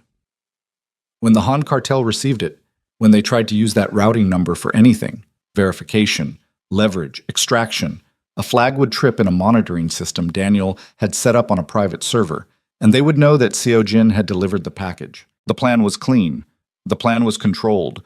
The plan was exactly the kind of methodical, patient operation that Jinwoo ran best, the kind that used an enemy's momentum against them, that let them believe they were winning while the ground was being removed from beneath their feet. Nia understood all of this by 6 a.m., when Daniel briefed her in the penthouse kitchen over coffee, while Biscuit circled his ankles with the demanding persistence of an animal who had decided that Daniel was an acceptable food source. When does Seojin get the document? She asked. It will be in his email by 8, Daniel said, routed through the normal archive distribution system. He'll see it as a routine filing update. And if he doesn't pass it along, then we've lost nothing. We continue watching him. Daniel's voice was level, clinical. But he will. He's been consistent for 7 months. He'll pass it within 24 hours. She looked at her coffee. And then we have proof. Then we have proof. She nodded. She thought about Seojin, about 9 years, about the specific quality of betrayal that came not from an enemy, but from someone who had been inside the walls, who knew the architecture because he had helped build it, who understood exactly which load-bearing elements to remove and in what order. She thought about Marcus saying there are pieces you haven't found yet. She thought about that all morning. Seojin arrived at 8:20. She watched him cross the executive floor from her desk. A compact man in his mid-40s, silver at the temples. A face that had the quality of someone who had spent years in professional environments where expression was a liability. He had always been pleasant to her in the distant, formal way of senior executives who acknowledged support staff without really registering them. This morning he said, "Good morning, Miss Brooks," without breaking stride, and she said, "Good morning," back, and watched him go into his office and close the door, and felt the knowledge of what she knew sit in her chest like a stone. She did her job. She prepped the Daejin meeting materials for Thursday. She handled 3 calls for Jinwoo's calendar. She drafted correspondence for Jisoo to review. She did all of it with the focused, surface-normal competence of someone who had decided that performing ordinary was the most useful thing she could do right now, and she did it well enough that by mid-morning, the floor felt almost like itself again. The ambient hum of a corporate day in motion, the ordinary weight of work. At 11:14, Daniel sent a single word to her burner phone. Delivered. The canary was in Seojin's outbox. She deleted the message, replaced her phone in her desk drawer, and went back to the Daejin brief. Jinwoo came out of his office at noon and walked past her desk and said very quietly, without looking at her, "Conference room B, 10 minutes." She gave it 12, then followed. The secondary conference room was the smaller of the two on the executive floor. No windows, a table that seated 6, walls that were insulated against sound in a way that the building's original architectural plans listed as acoustic optimization for sensitive meetings, and which served a purpose that had nothing to do with acoustics. Daniel was already there. Jinwoo stood at the head of the table. "The canary has been accessed," Daniel said the moment she closed the door. "Not forwarded yet." Seo-jin opened the document at 9:52, accessed the footnote tables at 10:07, closed it at 10:14. "He was checking it," Jinwoo said, "verifying the content against what he was told to look for." Daniel nodded. "Which means he received specific instructions about what the document should contain. He's not acting independently. He has a handler, someone who told him exactly what to pull and when." Nia said, "Have you identified the handler?" "Not yet. The communication is encrypted. We're working on the routing." "How long?" "Hours? Maybe longer." She thought about Marcus's phone call, the calm voice, the too specific knowledge of what they had found and what they were about to find, the attempt to get her out of the building, whether to use her or to remove her from the one place she was currently protected, or both. "There's something else," she said. Both men looked at her. "Marcus knew about Kevin Lim," she said. "He knew we'd found him. He mentioned it specifically. I know you found Kevin. That means someone told him. After we identified Kevin Lim at..." She checked the mental timeline. "Approximately noon yesterday, someone in our communication chain passed that information out." The room was quiet. Daniel said carefully, "Our communication chain yesterday was myself, Mr. Kang, and you." "I know," she said. No one said anything for a moment. "I'm not suggesting either of you," she said. "I'm suggesting that our communications are not as secure as we believed. Either someone is monitoring internal traffic in a way we haven't identified yet, or..." She stopped. "Or Seo-jin has access to more than we've mapped," Jinwoo said. "Or Seo-jin has access to more than we've mapped," she confirmed. Jinwoo looked at Daniel. Daniel's jaw tightened fractionally. "I'll run a full sweep of internal communications infrastructure. If there's a secondary intercept point, I'll find it." "How long?" Jinwoo said. 4 hours, maybe 3. 3. Daniel left. Nia stood across the table from Jinwoo in the insulated quiet of the conference room. He was looking at the door Daniel had just gone through, and she watched his profile, the controlled, precise geometry of a face that kept its own counsel, and thought about the cost of being the kind of person he was. The specific loneliness of operating in a world where trust was a structural element, and every structural element was a potential failure point. "I'm sorry," she said. He looked at her. "About Seo-jin," she said. 9 years is a long time." Something moved across his face. Fast and then gone. "Yes," he said. That was all. She nodded. She turned to leave. "Nia." She stopped. "Stay close today," he said. Not an order. Something slightly different. The texture of a request from someone who didn't make them often. "I'm not going anywhere," she said. She meant it as straightforward fact. She understood from the way he looked at her for a half-second longer than necessary that he had heard something in it she hadn't entirely planned to put there. She went back to her desk. Daniel's sweep took 2 hours and 40 minutes, and what he found was worse than a secondary intercept point. He came to her desk at 2:50 and said, very quietly, "I need you to come with me right now. Do not bring your phone. Do not stop to tell anyone where you're going." She stood up immediately. She left her phone on the desk. He took her to the server room on the 36th floor, a space she had never been in, cooled to a temperature that hit her like a wall when the door opened, full of the white noise hum of equipment in rows. He led her to a terminal at the far end, brought up a screen, and showed her what he had found. It wasn't a secondary intercept point. It was a complete parallel monitoring system, a shadow network running beneath Kang Global's official infrastructure, feeding a real-time stream of internal communications, document access logs, personnel movement data, and security camera footage to an external server. It had been installed 14 months ago. The installation required extended physical access to the server room, administrative credentials, a level of technical sophistication that did not belong to Kevin Lim or to Park Seo-jin, who was a financial executive, not an engineer. "Who installed this?" she said. Daniel's face was very still.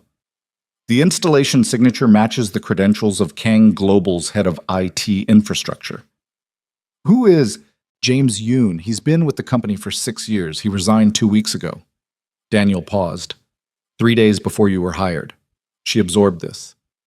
James Yoon built this system, she said. He spent 14 months feeding everything, every internal communication, every document access, every movement in this building, to the Han cartel. And then he left. She looked at Daniel. He left because his job was done, because they had everything they needed. Except your archive access, Daniel said. Except my archive access, she repeated, which is why Marcus came for me, which is why they needed me active, in the building, with my credentials. She stopped. The shape of it was becoming clear, not in pieces anymore. The whole thing, at once, sudden and complete. This isn't about the Daejin files, she said. Daniel said nothing. The Daejin files are leverage, yes, they're useful, they'll protect the Han cartel from prosecution, they'll give them control over politicians. But the Daejin files are the reason they gave Marcus to get me compliant. They're the surface reason. She was talking faster now, following the logic as it unfolded. The real target is the full Kang Global Archive, the complete internal network, everything James Yoon spent 14 months mapping. She looked at Daniel. With my access credentials and the architecture Yoon built, someone outside this building could access not just the Daejin files, but everything, every contract, every financial record, every communication Jinwoo has ever sent from inside this network. Everything that would expose not just Kang Global's legitimate operations, Daniel said quietly, but its other ones. The air in the server room was very cold. Does Jinwoo know this? She said. He's about to. They went upstairs. Jinwoo listened to Daniel's summary without interrupting. He stood at his window with his back to the room, the same posture as the first morning, the morning she had come in soaked and late and bleeding. And when Daniel finished, the silence went on long enough that Nia counted 8 seconds of it before Jinwoo turned around. His face was controlled, precisely, terribly controlled. Seojin knew about Yoon, he said. It wasn't a question. Almost certainly, Daniel said. He may not have known the full scope, but he would have known a monitoring system existed. He's been feeding document intelligence to the cartel while Yoon's system fed them operational intelligence. 2 parallel pipelines. 2 years, Jinwoo said. Yoon was inside this building for 6 years. Seojin for 9. The breach is... It's not contained to what we identified yesterday. No, Daniel said. It's not. Jinwoo looked at Nia. The Canary document. When Seojin forwards it, the Han cartel will know it's a fake, she said, following his thought, because Yoon's system will have already shown them the real document. They'll compare the two and know we're on to Seojin, which means the moment Seojin forwards the Canary, they'll move, Jinwoo said. The word landed in the room and sat there, not in 48 to 72 hours, not in measured, predictable time. The moment Seojin forwarded that document, the Han cartel would understand that their inside access had been identified, that the window was closing, and they would do what organizations like that always did when a window started closing. They would stop being patient and start being fast. Pull the Canary, Jinwoo said immediately. Can you? It's already been forwarded, Daniel said. The quiet that followed was a different kind of quiet. Daniel's phone buzzed. He looked at it. The monitoring flag just tripped. Seojin forwarded the document at... He checked the screen. 2:58 p.m. 8 minutes ago, while they had been in this room. Jinwoo moved first. He went to his desk, picked up his phone, made a call in Korean that lasted 30 seconds, and when he hung up, his face had changed. Not broken, not cracked, but shifted into something harder and more forward-facing, the expression of a man who had stopped processing and started operating. Building security to full lockdown protocol, he said to Daniel. I want every external access point secured. The loading docks, the maintenance corridors, the parking structure connections, everything. Done, Daniel said, already on his phone. Seojin does not leave this building. If he attempts to access the elevators or stairwells, I want to know immediately. Done. And James Yoon's? I have a last known address, Daniel said, but if the cartel is moving, he'll have been pulled to a safe location already. Jinwoo nodded. He looked at Nia. She was standing in the center of the room, and she was calm. Not the performed calm of someone managing panic, but the particular calm that comes from having moved past fear into the clear, cold space on the other side of it, where the only useful thing left is what you decide to do next. The archive, she said. If Yoon's system has been feeding them internal data for 14 months, they have a map of this entire network. They know where the files are. They know the access structure, and they know my credentials can open it. The only thing standing between them and a complete extraction of Kang Global's internal records is the fact that my access requires physical presence, my laptop, my login, my fingerprint on the biometric panel. She looked at him steadily, which means coming into this building is the next logical step, not a targeted grab, a full incursion. Yes, Jinwoo said. When? Tonight, he said. If I were Min Seo-kan and I understood that my inside access had been identified and the window was closing, I would move tonight. The floor shuddered. Not metaphorically. Not as an expression of narrative tension. The floor actually shuddered, a deep concussive vibration that traveled up through the carpet and into the soles of Nia's feet, followed immediately by the sound of something large and structural happening somewhere below them. Daniel's phone rang. He answered it, listened for 4 seconds, and said to Jinwoo, Explosion. Parking structure, sub-level 2. Vehicle-based device. A distraction, Jinwoo said immediately, or an access point. The maintenance corridors from sub-level 2 connect to the building's east service elevator, Daniel said, which opens on 37. 37. 1 floor below the server room, 1 floor below where they were standing 30 minutes ago. They were watching the building, Nia said. They saw us go to 36. They know we found Yoon's system. She said it without emotion, just the fact of it, placed on the table. They moved the timeline up, Jinwoo said. He looked at Daniel. How many men do we have in the building right now? 12 on active rotation. 6 more I can pull from the perimeter. 18 against whatever comes through that service elevator. Jinwoo's voice was flat.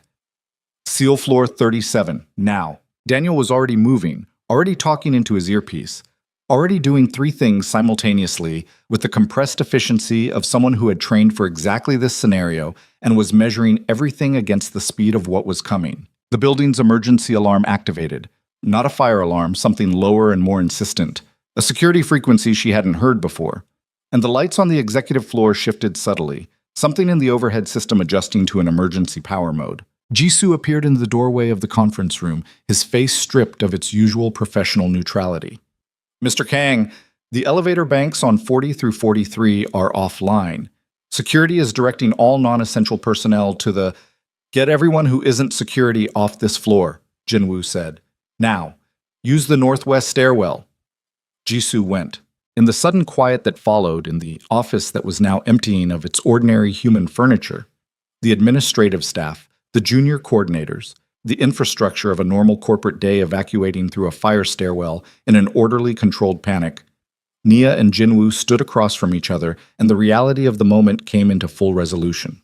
The plan was gone. The canary, the controlled operation, the measured 48 to 72-hour window of strategic patience, all of it was gone, dissolved in the vibration of an explosion 2 floors below a server room that had been monitored and mapped and understood by people who had spent 14 months learning the interior geography of this building. There was no strategy left. There was only the building and the people inside it, and whatever was coming through the east service elevator on floor 37. Jinwoo opened the locked cabinet behind his desk. He removed 2 handguns and a phone she had never seen, a different device, matte black, that he tucked into his jacket. And then he turned and looked at her with an expression she had never seen on his face before. Not fear. He didn't have fear exactly. Or if he did, it lived somewhere so deep and so managed that its surface expression was indistinguishable from something else. It was closer to fury. Contained, absolute, and very, very quiet. The emergency tunnel, he said. She had read about it. Haewon's binder, page 47, a single paragraph under emergency evacuation protocols. In the event of a full building security failure, the executive floor is equipped with a direct evacuation route to an underground access point connecting to the adjacent block. Access panel is located in the northwest utility corridor behind the secondary kitchen. She had read it as a formality, the kind of protocol you documented and never used. I know where it is, she said. He looked at her, a look that was brief and complete, that saw her clearly in the way she was only beginning to understand he sometimes saw her, and said, Stay behind me. She wanted to say she wasn't going to be dead weight in a stairwell. She wanted to say she had been handling herself since 6:15 yesterday morning, and she was still here, still standing, still thinking clearly while people around her were running. She wanted to say a number of things. She said, Okay. They moved. The Northwest Utility Corridor was behind a door that looked like a wall panel, flush with the surface, no visible handle, opened by pressing a specific point in the upper left corner, which Jinwoo found without hesitation in the dim emergency lighting. The corridor beyond was narrow and utilitarian, concrete block walls and exposed pipe, a single strip of LED lighting running along the ceiling. They were halfway down it when Daniel's voice came through Jinwoo's earpiece. She could hear it from 2 feet away, the sound compressed and urgent, saying words she couldn't fully make out. And she watched Jinwoo's face as he listened, watched something shift in it, watched the controlled surface absorb something and immediately recalibrate. He stopped walking. She stopped with him. "Say that again," he said into the earpiece. The corridor was very quiet. The building above them felt distant now, its alarm a low-frequency vibration in the walls. She watched his face. She watched it absorb what Daniel was saying word by word, sentence by sentence, with the specific quality of a person receiving information that does not land cleanly because it does not fit any existing category in their understanding of the world. He ended the call. He stood in the narrow utility corridor with the LED lighting casting everything in flat white, and he was very still. "What?" she said. He turned and looked at her, and she understood immediately, from the particular quality of his stillness and the thing that had happened to his eyes, that what Daniel had just told him was not another piece of the existing catastrophe. It was a different catastrophe entirely. "Seo-jin didn't forward the canary to the Han cartel," he said. She stared at him. "Daniel said the monitoring flag tripped because the document was forwarded to a federal server." His voice was careful. "Measuring itself. An FBI task force server, a unit assigned to organized crime operations in the Midwest." He paused. "Seo-jin has been working with federal investigators for 7 months. He was not feeding the Han cartel. He was feeding the FBI." The corridor was very, very quiet. She heard the building above them. She heard her own breathing. "The Han cartel's moved tonight," she said slowly. "The explosion in the parking structure. The men coming through the service elevator. Were authorized," Jinwoo said, "or anticipated, or both." His jaw tightened. "The FBI has been building a case against both the Han cartel and Kang Global simultaneously. Seo-jin gave them the financial architecture of everything I own, every account, every transaction, every shell company." He looked at her with the expression of a man standing on ground that has just proven to be something other than ground. "The operation tonight isn't just the Han cartel moving against us. It's a coordinated takedown," she said. "Of everyone," he said. "Han cartel, Kang Global, the corrupt officials connected to the Daejin deal, everyone in the network taken simultaneously before anyone can destroy evidence or run." He paused. "Which means the men coming through that service elevator may not all be Han cartel's soldiers." She understood. The full shape of it, finally, completely. Some of them were going to be federal agents, and Jinwoo, standing in an emergency evacuation tunnel beneath his own building with 2 handguns and a secondary phone, was about to... Jinwoo stopped moving. That was the first thing. He stopped mid-stride in the utility corridor and stood absolutely still for 3 full seconds, and Nia watched him do the thing she had seen him do twice before. Take something enormous and compress it into a manageable shape, force it into the architecture of his operational mind where it could be used rather than felt. 3 seconds. Then he said, "Give me your hand." She gave him her hand. Not because she was afraid, not because she needed steadying, but because the request was so stripped of everything. No preamble, no explanation, just the direct and unadorned need of one person for contact with another in a moment when the world had just reorganized itself entirely. That refusing it would have been a kind of cruelty. His hand was warm and dry. His grip was firm without being hard. He held it for exactly 4 seconds. Then he let go and started moving again. "The tunnel exits on Wabash," he said. "There's a vehicle staged in the parking structure on the north side. Daniel has the keys." "Daniel," she said, keeping pace behind him. "Does Daniel know about the FBI component?" "Not yet." "Is Daniel—" "Clean," Jinwoo said flatly. "Daniel has been with me for 14 years. If Daniel were compromised, I would be dead already, and we both know it." She accepted this. The tunnel sloped downward for approximately 40 meters before leveling out into a longer straight passage, the ceiling dropping slightly, the LED strips above them flickering once and then steadying. The air was cool and tasted faintly of concrete dust and something older, The specific underground smell of a city built in layers over itself across a century and a half. Her ankle was telling her things she didn't want to hear. The compression sleeve was doing its job, but the job had limits, and running, even at the measured pace Jinwoo was setting, was not what a sprained ankle with a possible partial ligament tear was designed to do 40 hours after injury. She breathed through it. She kept moving. Jinwoo's secondary phone buzzed. He looked at the screen without slowing. Han Cartel, he said. 12 men confirmed entering through the East Service corridor. Building security has contained them on 37. A pause. 3 men down on our side. 3 men down. She absorbed this. Real people, whose names she might not know, whose faces she had seen in hallways and elevator banks and the lobby of Kang Tower, whose job had been to stand between the building and whatever came at it. FBI, she said. 2 units, one at the building's main entrance. One... He stopped. Looked at the screen again. Something changed in his face. Positioned at the Wabash exit. They both stopped walking. The tunnel stretched ahead of them, 40 more meters to the exit panel, to Wabash, to the staged vehicle that was now positioned between 2 federal agents and an organized crime takedown that had been 14 months in the construction. Secondary exit, Naya said immediately. There isn't one. There has to be. Building like this, tunnel like this, fire code requires... The secondary exit is a maintenance hatch that opens onto the basement level of the building next door, Jinwoo said. It requires a physical key that is kept in the executive floor utility cabinet, which they had left behind. She breathed. Options, she said. Go back through the building, he said it evenly. Through 39 levels of an active security incident involving the Han cartel and federal agents simultaneously. Or go forward and walk into a federal arrest. Yes. She looked at the tunnel. She looked at him. If you're arrested tonight, she said carefully, with the full financial architecture of your organization already in federal hands, with Seojin's testimony, with 14 months of operational data from Yoon's monitoring system. I know. Jinwoo. She used his name the way he had used hers. Stripped, direct, the way you spoke to someone when everything else had been removed. If you walk into that arrest tonight, you don't walk out. His jaw tightened. I know. Then we go back. The Han cartel has 12 men contained on 37, she said. Contained, which means Daniel's 16 people have the advantage of position.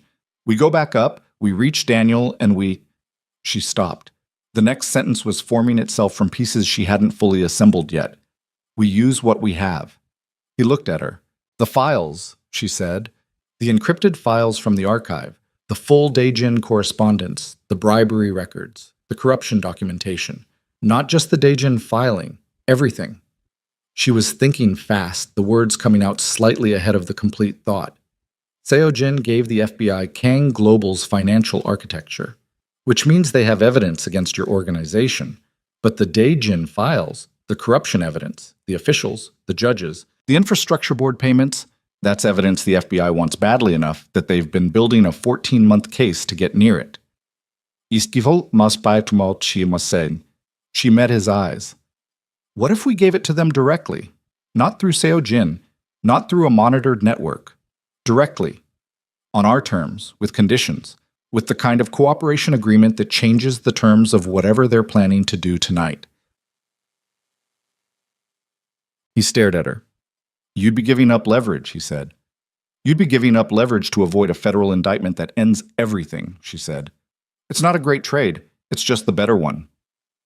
In the narrow corridor, in the flat white light, with the city above them full of armed men and federal agents, and the collapsing architecture of everything he had built, Jinwoo Kang looked at Nia Brooks with an expression she had no existing category for. You have access to the full archive, he said slowly. Yes. If you uploaded the complete corruption file set to a federal evidence server, not the FBI's organized crime unit, not the unit that's already compromised this operation, but directly to the U.S. Attorney's Office, it would land in hands that the Han cartel doesn't own, hands that are not part of the existing investigation. He was thinking out loud now, following the same thread she had started. It would create a competing interest, the U.S. Attorney's Office receiving evidence of political and judicial corruption, while simultaneously the FBI moves on an organized crime case. Those two things create institutional friction, jurisdictional conflict. And in that friction, there's space to negotiate, she said. There's space to negotiate, he confirmed. He looked at her for one more second. Then, how fast can you access the archive? From my laptop. 3 minutes to pull the relevant files, 2 to package them, 1 more to upload if the building's network is still stable. The network is on emergency backup power, but it's stable. Daniel made sure of that in the first 30 seconds of lockdown. He was already turning back the way they had come. Can you do it from the penthouse? Yes. Then we go up. They went up. Going back through the building was not the same as coming down had been. Coming down had been controlled urgency. Jinwoo setting a measured pace, the tunnel empty and sealed, the threat known and directional. Going back up meant the northwest stairwell, the emergency lighting strobing slightly between backup power cycles, the distant sounds of the building in crisis, voices through walls, the crackle of security radios, somewhere below them a concussive sound that might have been a door being breached, or might have been something structural, or might have been something she didn't want to think about specifically. Her ankle screamed at her on the first landing. She didn't slow down. Jinwoo moved ahead of her and she followed, and the stairwell went up and up in its gray concrete repetition, and she focused on the next step, the step after, the breath in and the breath out, the simple and available physics of continuing to move. They hit floor 42 when the stairwell door below them slammed open. Jinwoo pulled her flat against the wall in one motion, his arm across her chest, her back against the concrete, the shock of the movement absorbed in about a quarter of a second. Below them, footsteps. Heavy, fast, not trying to be quiet. The footsteps of people who believed they had control of the space they were moving through. 2 voices. Korean. Short exchanges. Jinwoo's hand tightened briefly against her arm. Then he pointed up. Keep going. And she moved. They both moved. The footsteps below growing louder as whoever it was came up the stairs and then abruptly stopping. A door opening and closing on 41. The sound cutting off. They kept going. 47. The penthouse door. Jinwoo went through first, checked the space in the practiced 3-second sweep of someone who had been trained to clear rooms, and then she was inside and the door was locked behind them, and Biscuit appeared from the bedroom with the affronted dignity of an animal who had been alone for too long and was prepared to make this everyone's problem. She was already at the coffee table, already pulling her laptop out of the bag she had never really unpacked. 2 minutes, she said. You said 3. I was being honest earlier. Now I'm being fast. She heard him make a sound. Not quite a laugh. Not quite, not a laugh. And then he was on his secondary phone talking to Daniel in rapid Korean while she opened the archive portal, entered her credentials, hit the biometric panel on the laptop's edge with her thumb, and was in. The full archive. 97,000 documents. 14 years of Kong Global's operational history, legal and otherwise. The Daejin filing. The infrastructure board correspondence, the payment records, the names, judges, aldermen, a state senator, 2 members of the city's development authority, and the amounts, and the dates, and the encrypted communication chains that connected them all to the Han cartel's political protection apparatus. She found the package. She knew exactly where it was because she had been prepping the Daejin meeting materials for 2 days, and she had touched these files more than anyone in the company except the people who created them. She pulled it. She packaged it. 1 minute, 40 seconds. Daniel says the Han cartel team on 37 has been contained, Jinwoo said from behind her. 2 of their men are down. The rest have retreated to the service corridor. Building security is holding the line. FBI? Still at the Wabash exit, and now at the main entrance. They haven't breached the lobby yet. They're waiting for something. Waiting for the Han cartel to do the hard work first, she said, fingers moving across the keyboard. Let them fight their way through building security, then walk in after. Yes. Efficient. Yes. The U.S. Attorney's Office maintained a public-facing evidence submission portal, a legacy system from a whistleblower protection initiative 3 years prior, secure, encrypted, direct to the prosecutorial side of the federal structure rather than the investigative side. She had looked it up once 6 months ago for a research project that had nothing to do with this, and the memory of it arrived now with the specific clarity of a detail that had been waiting to be useful. She found it. She opened the upload interface. She paused for a fraction of a second. If I send this, she said, there's no retrieving it. Everything in this package, the Han cartel's political protection network, the corrupt officials, the Daejin payments, it all goes to prosecutors who will use it. She kept her eyes on the screen. And some of it is going to connect back to Kang Global's involvement in the Daejin deal. I know, Jinwoo said. I mean specifically, she said. There's correspondence in here that implicates Kang Global in the procurement irregularities, not as the bribe payers, as the beneficiaries. She turned and looked at him. You knew the procurement process was compromised when you entered the Daejin negotiations. He met her eyes. Yes, he said. I needed to hear you say it. I know. She turned back to the screen. Cooperation agreement, she said.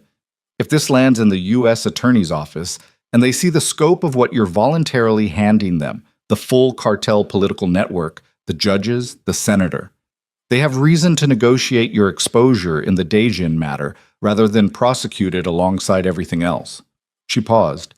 It's not immunity. It's leverage of a different kind. I understand what it is, he said. His voice was very quiet. Send it. She sent it. The upload took 47 seconds. She watched the progress bar and breathed and did not look away from the screen until the confirmation appeared. A case reference number, a timestamp, a system-generated acknowledgement that the submission had been received and encrypted into the prosecutorial evidence queue. She exhaled. Then Jinwoo's secondary phone rang.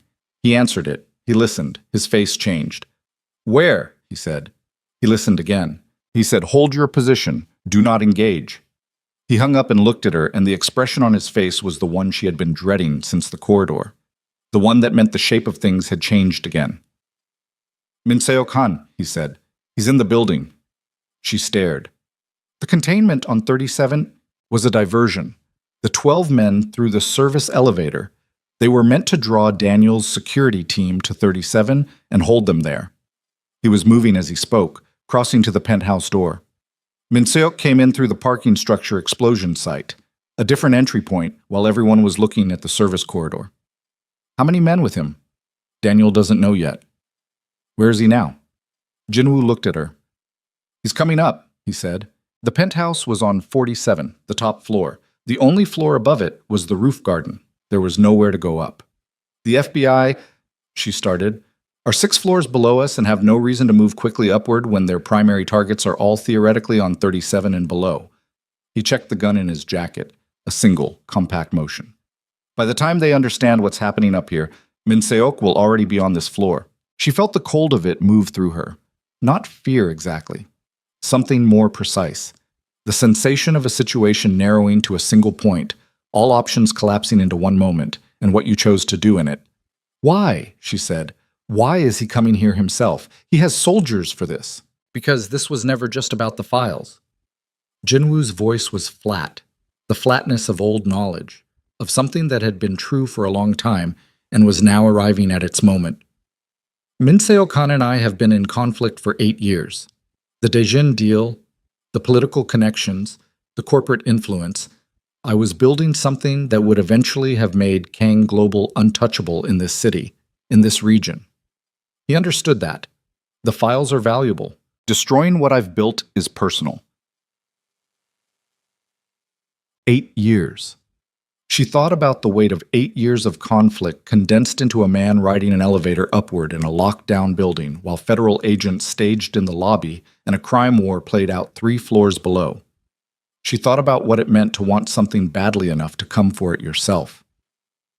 Daniel is coming up, Jinwoo said. He'll be here in 4 minutes. And Minseok? 2, maybe less.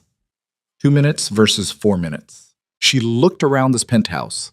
The space she had slept in, badly, but slept in. The kitchen where she had eaten with him in the quiet. The window where the city spread out 47 floors below, all its lit and layered distances, all its ordinary lives continuing in complete indifference to what was happening up here. Biscuit was on the couch, watching them both with round, serious eyes. Get in the bedroom, Jinwoo said. Lock the door. The secondary window has a... No, she said. He looked at her. I am not getting in the bedroom, she said. I'm the reason he's here. My access, my credentials. I'm the reason all of this escalated to the point where Minseo-kan decided to come up here himself. She met his eyes. I'm not hiding in a room while you...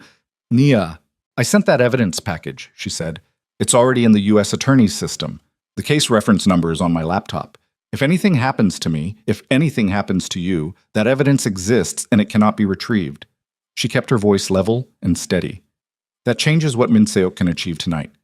He can hurt us, but he cannot unsend what I sent. He cannot take back the information that's already in federal hands.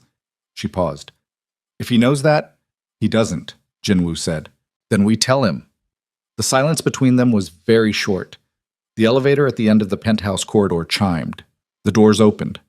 Min Seo-kan was not what she had imagined. She had constructed a silhouette from the pieces she'd been given. Ruthless, patient, personal in his violence. The kind of man who built systems of corruption the way architects built buildings and guarded them with the same possessive fury. She had imagined something harder and more deliberately frightening.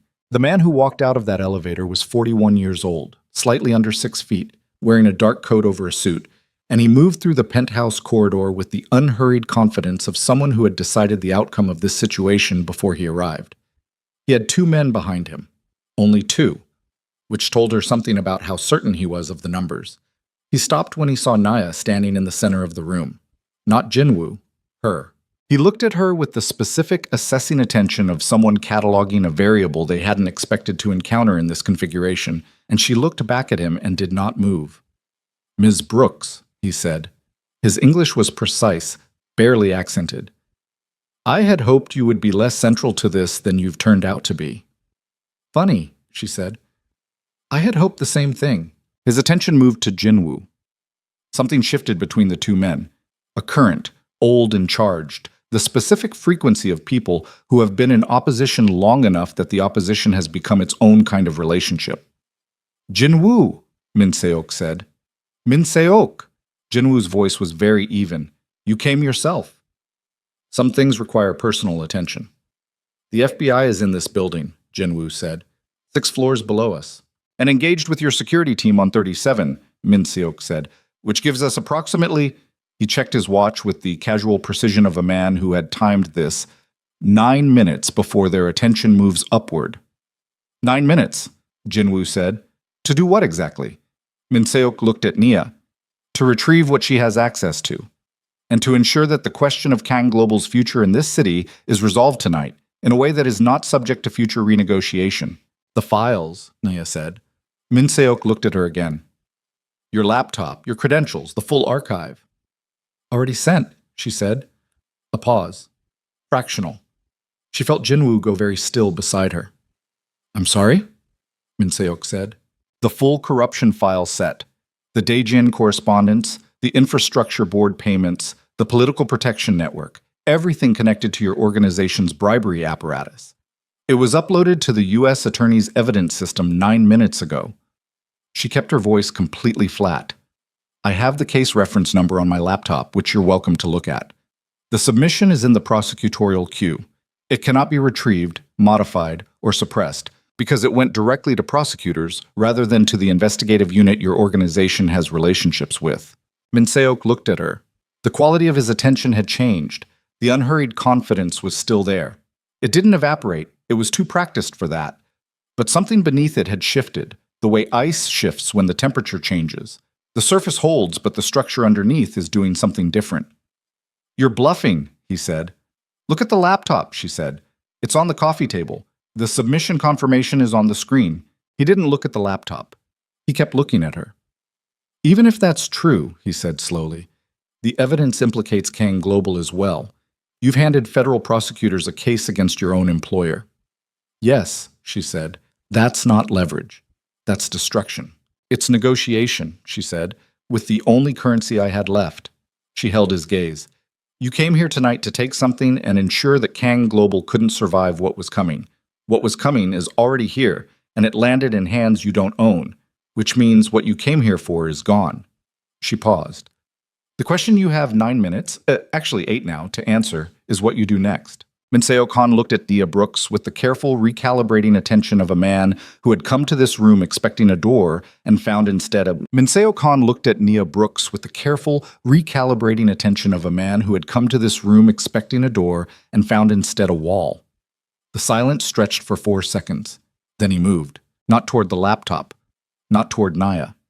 He turned to the man on his left and said something in Korean, short and hard, and the man reached into his jacket and Jinwoo was already moving, crossing the distance between them in 3 strides with the compressed velocity of someone who had been calculating that exact movement since the elevator doors opened, and his shoulder hit the man's arm before the gun came fully clear of the holster. They went down together against the wall. The second man moved toward Naya. She did not wait for him. She picked up the laptop from the coffee table. Solid aluminum, 3 pounds, the accumulated weight of everything she had spent 2 days protecting, and she swung it. The edge caught him across the cheekbone. It was not graceful. It was not skilled. It was the raw, committed violence of someone who had run out of room to negotiate and understood that the only remaining currency was force. The man stumbled sideways, hit the edge of the kitchen counter, and went down on one knee. She stepped back and put the coffee table between them and stood there breathing hard, the laptop still in her hand. Biscuit from the couch issued a sound that was not quite a hiss and not quite a yowl, something ancient and feline and deeply disapproving of the entire situation. Minseok had not moved during any of this. He stood in the center of the room and watched Jinwoo pin his man against the floor and watched his second operative recover from Nia's swing and press one hand to his bleeding cheek and looked at all of it with the expression of someone completing a calculation they had started some time ago. "Enough," he said. Not loud. The word just landed, flat and final, a door closing. Both his men stopped. Jinwoo stayed where he was, one knee on the downed man's back, the man's gun now in his hand, pointed at the floor. "The evidence is sent," Minseok said. He said it the way a person says something they have decided to accept because accepting it is the only path that preserves anything. "The U.S. attorney has it." He looked at the laptop in Nia's hand, at the confirmation still visible on the screen, the case reference number, the timestamp, the irreversible record of what she had done. "You're right that I can't retrieve it." "No?" she said. Her voice was steady. Her hands were not entirely steady, but her voice was. "What you've sent will bring down the political network," Minseok said. "The infrastructure board, the judges, the city officials." He paused. "My organization's protection apparatus in this city is finished." "Yes," she said. He looked at her for a long moment. Not with hostility, exactly, with something more complicated.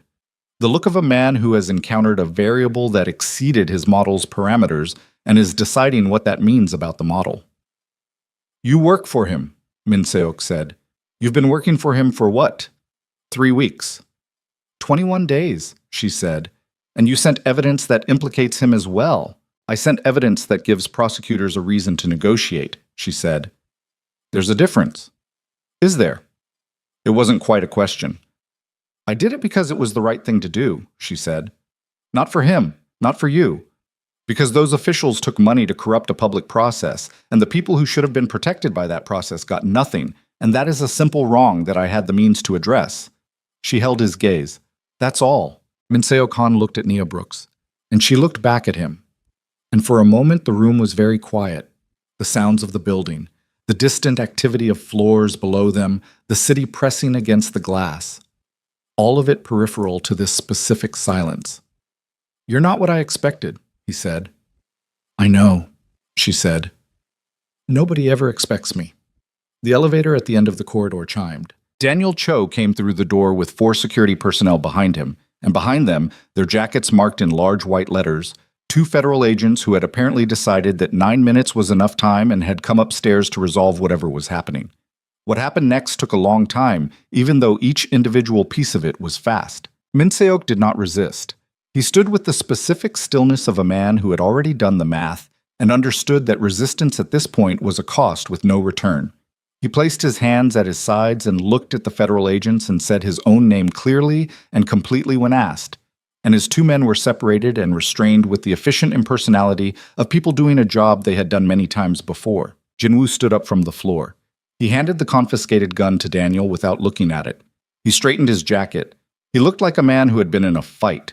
His collar pulled wrong, a small cut along his jawline that had begun to bleed in a thin, dark line. But he was composed, that terrible, precise composure that she had been watching for 3 days and had come to understand was not the absence of feeling, but its management. One of the federal agents, a woman in her 40s, short, gray-streaked hair, the specific manner of someone who had been doing this long enough to have stopped performing authority and simply carried it, looked at Nia with a measuring, careful attention. "You submitted the evidence package," the agent said. It wasn't quite a question. "Yes," Nia said. "From this building, tonight." "Yes." The agent looked at her for another moment, then at Jinwoo, then back at Nia. We're going to need a statement. I know, Nia said. You'll get one. You'll get... The next 4 hours were the particular exhaustion of legal process, agents and questions, and a room in the building's conference level that had been converted into a temporary command point, the ordinary furniture of a corporate space now occupied by people in federal jackets and men from the building's security team. And in one corner, Park Seo-jin, who sat with his hands folded on the table and looked at Jinwoo when Jinwoo was brought in and held that look for a long moment before looking away. Nia saw it happen. She was across the room and she saw Jinwoo's face when he saw Seo-jin, and she watched him make the same choice she had seen him make in the utility corridor: absorb it, compress it, keep moving. And she thought about what that kind of discipline cost across the duration of a life. The accumulated weight of things continually pressed down rather than released. She gave her statement. All of it. Marcus, the parking lot outside her apartment, the bruises, the archive access, the laptop credentials, Kevin Lim, James Yoon's monitoring system, the Canary document, the phone call from Marcus the previous evening, the tunnel, the upload. She gave it in sequence and with precision, and the taking agent wrote everything down and asked clarifying questions, and Nia answered them all. At one point, the agent said, "You made the decision to submit the evidence without Mr. Kang's authorization." "I made it with his authorization," Nia said. "He told me to send it. After you presented it as the viable option." "Yes." The agent wrote something. "Miss Brooks, the evidence you submitted is going to be central to a significant federal prosecution. Your role in this, it doesn't fit the standard categories we use." "I know," Nia said. "I was just the secretary." The agent looked at her. "That was a joke," Nia said. The agent did not appear to find it a joke. Min Seo-kan was taken from the building at 2:14 a.m. in a vehicle that moved without lights and siren through the cleared street outside. The specific discretion of a federal operation that had decided the public dimension of this arrest could wait until morning. His 2 men went in a separate vehicle. Kevin Lim, located at an address in Evanston, was taken into custody at approximately the same time by a separate unit.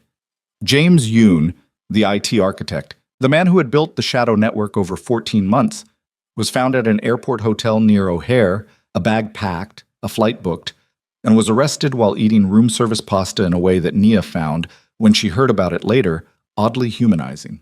Park Seo-jin was the last to leave the building. Before he did, he was brought to the room where Jinwoo was sitting, still composing himself, still maintaining that surface, his jacket folded on the table beside him, the cut on his jawline cleaned and covered with a small, adhesive strip by a federal medic who had done it with the same impersonality as everything else. The federal agent stepped outside and left the 2 of them alone for 3 minutes. Nia was in the hallway. She did not intend to listen. She was close enough to hear anyway. Seo-jin said, "I'm sorry." Just that. 2 words, direct and unqualified, the way an apology sounds when the person making it has stopped managing it and just let it be what it is. Jinwoo said nothing for a long time. Then he said, "Why?" Seo-jin said, "Because I was afraid of what we were building. Because I watched us build it, and I watched where it was going, and I didn't know how to stop it from inside." A pause. "I should have come to you, I know that. I chose the wrong door." Another long silence. "The FBI approached me," Seo-jin said, 7 months ago. They had enough already to charge me with financial fraud. The shell company worked from 2019. They offered me a way out. His voice was quiet and very tired. I took it. "You could have told me," Jinwoo said. "I know. You didn't trust me with it." "I didn't trust myself," Seo-jin said.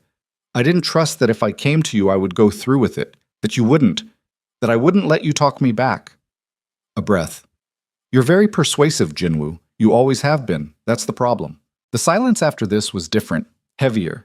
The specific weight of 2 people sitting with the full cost of 9 years, and what had been built in them, and what had been broken. "Go," Jinwoo said finally. Seo-jin left.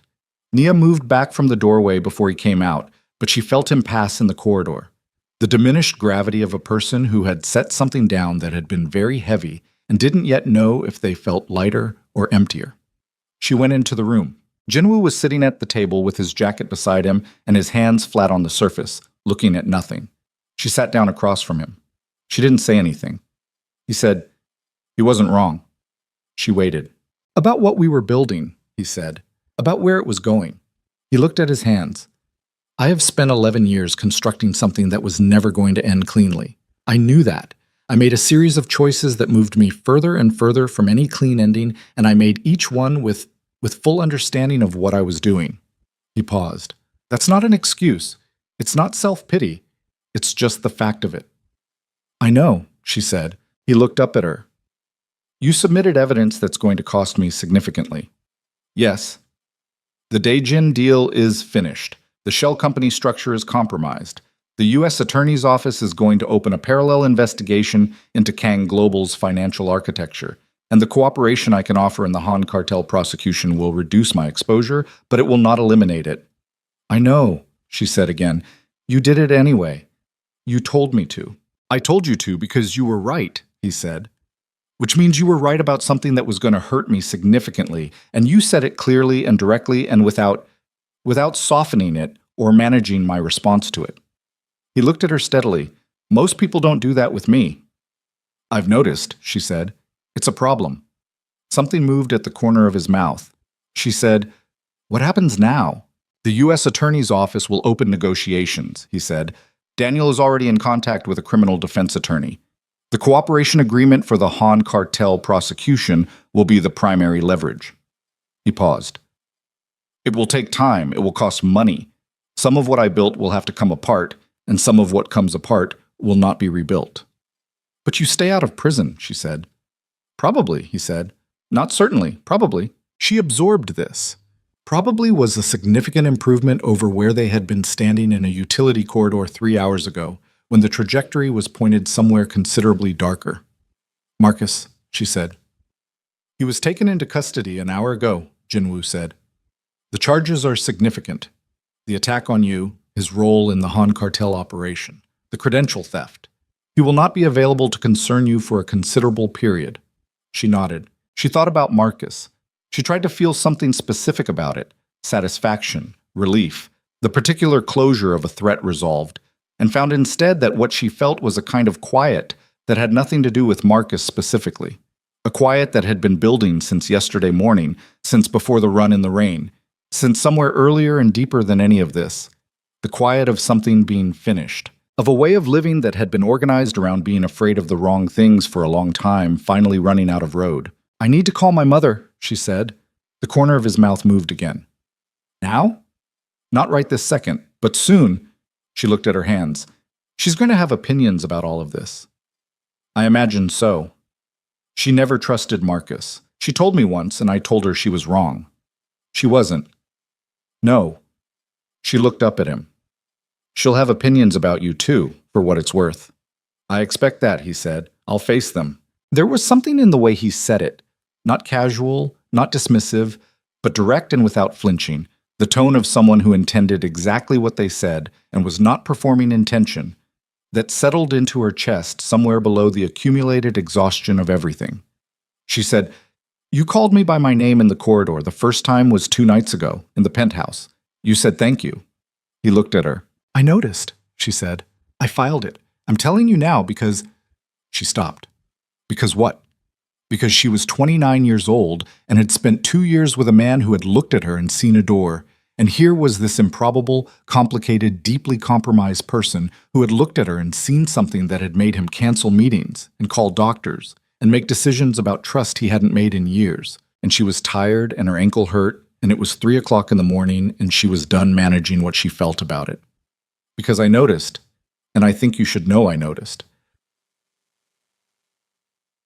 Jinwoo Kang looked at Nia Brooks across the width of a conference table in a building that was still humming with the aftermath of federal agents and crime syndicate soldiers and a night that had taken everything they had. And he said, I know you noticed. Okay, she said. Okay, he said. They sat in the quiet for a while longer. Outside, through the building's high windows, Chicago was beginning to lighten at its eastern edge. The specific gray-blue of a city before dawn. Before the commuters and the noise and the ordinary machinery of a day starting up again. 6 months moved through the city the way seasons move through a place that has seen enough of them. Not gently, but with the specific indifference of time that doesn't require your permission, The Han cartel prosecution became the largest organized crime case in the Northern District of Illinois in 11 years. Min Seo-kan was indicted on 47 counts, including racketeering, bribery of public officials, conspiracy, and 3 counts of attempted murder. The attempted murder charges stemming, in part, from the events of a single night in a tower on Michigan Avenue. His attorney entered not guilty pleas to everything and began the slow, expensive process of fighting charges built on evidence that had been submitted directly to prosecutors by a woman who had been an executive secretary for 21 days. The political dimension of the case, the infrastructure board members, the state senator, the 2 development authority officials whose names appeared in the correspondence Nia had packaged and submitted, became its own parallel proceeding. The U.S. Attorney held a press conference in which he described the evidence as among the most comprehensive documentation of municipal corruption his office had encountered, and he did not mention how it had arrived in his evidence queue. And Nia watched the press conference on her laptop in her new office on the 39th floor and thought about page 31 of a false document, a routing number that didn't exist, and the specific elegance of a well-laid trap. Kang Global's cooperation agreement with federal prosecutors was negotiated over 11 weeks. Jinwoo's attorney, a woman named Constance Park, who operated with a precision that reminded Nia faintly of Haewon's organizational binder, and who charged fees that made Nia's eyes go briefly wide when she saw the invoices, structured the agreement around the evidence submission, the building security operation, and Jinwoo's direct role in the apprehension of Min Seo-kan. The outcome was significant but not devastating: a substantial financial penalty, a court-ordered restructuring of the shell company network, and a 5-year monitored compliance agreement that would be administered by a federal oversight office staffed by people who would become, over time, familiar presences in the Kang Global building. The Daejin deal was dead. The infrastructure contracts went back through a new procurement process that was, this time, conducted without the specific irregularities that had made the original correspondence worth dying for. 3 other firms won the contracts. Kang Global's legitimate commercial real estate and corporate development divisions continued without them. Daniel Cho's role in the operation was reviewed and cleared. He received a commendation from the building's board of directors that he accepted with the same expression he brought to most things: careful, professional, not quite warm, but not cold either. He also, without comment or ceremony, arranged for Nia's laptop to be replaced with a new model that had a better biometric panel because the aluminum edge of the old one had been noticeably dented on one corner. He never mentioned why. Park Seo-jin's cooperation testimony was central to both the Han cartel prosecution and the resolution of Kang Global's compliance agreement. He received a reduced sentence on the financial fraud charges, 18 months, of which he would serve 12. On the day he surrendered to the federal correctional facility, he left a handwritten letter on Jinwoo's desk. Nia was the one who found it and placed it unopened on the corner of the desk, and she never asked what it said, and Jinwoo never told her, and in the geometry of what they had become to each other, that felt correct. Kevin Lim pled guilty to corporate espionage and breach of fiduciary duty and received a sentence that felt both adequate and somehow beside the point. James Yoon contested his charges for 8 months before his attorney advised him that the digital forensic evidence was, in the attorney's careful professional language, overwhelming, and he entered a plea agreement in the 9th month and was sentenced in the 10th. Marcus Reed pled guilty to aggravated assault, criminal harassment, and conspiracy in connection with the Han cartel's corporate infiltration operation. At his sentencing, Nia did not attend. She had given her statement. She had given everything the legal process required of her. She did not need to be in a room watching it conclude. Her mother called the day after the sentencing to tell her she was proud of her. There was a pause in the conversation, and then her mother said, "I never trusted Marcus." "I know, Mom," Nia said. "I told you. I know. You never listened to me. I know." Another pause, then carefully, "This man you work for. He's—" Nia stopped, considered. "He's complicated. Most interesting people are," her mother said, with the specific tone of a woman who had been watching her daughter make choices for 29 years and had decided that this particular choice, whatever it was at least more interesting than the last one. Nia became Chief Operations Director on a Thursday in early spring, 7 months after the night everything came apart and was rebuilt into something different. The title came with an office, a real one, not a temporary desk in a corner, on the 39th floor, 2 floors below the executive level, with windows that faced east over the lake and a door that she could close. She knocked things over in it regularly. A plant, twice. A coffee mug that left a permanent ring on the edge of the credenza that she chose not to sand out because it felt honest. A framed photograph of the Chicago skyline that fell off the wall during a video call because she had not trusted the mounting properly, and which she rehung afterward with the grim determination of someone refusing to let an inanimate object win. Jisoo brought her coffee every morning at 7:15 and had developed, over the months, the specific and affectionate exasperation of someone who had accepted that their workplace was going to be permanently more chaotic than they preferred and had decided this was tolerable. The work was real and it was hard, and she was good at it in the ways that mattered. The structural understanding, the operational thinking, the capacity to see what was coming before it arrived, and to name it clearly without managing the room's response to it. She had always been good at these things. It had taken a night in an emergency evacuation tunnel and a face-off with a crime syndicate's leadership and a piece of evidence uploaded from a penthouse at 11:47 p.m. to establish it in a context where people paid attention. She thought about that sometimes. The particular cost of proving yourself, the specific exhaustion of having to be tested at that pitch before the proof counted. She thought about it, and she kept working. The night of the charity gala was in late spring, a Thursday. The sky over the city holding on to its light until nearly 9 because of the season, the long Midwestern twilight that felt like the day refusing to let go. The event was in the building's grand ballroom, Kang Global's annual community development benefit, now in its 4th year, now operating with the additional weight of a company that had publicly and verifiably restructured itself away from the things it used to be. It went well. It went the way things go when people have worked hard on them, and the work has been done correctly. Not perfectly, because nothing goes perfectly, but solidly and with integrity, and the people in the room felt that and responded to it.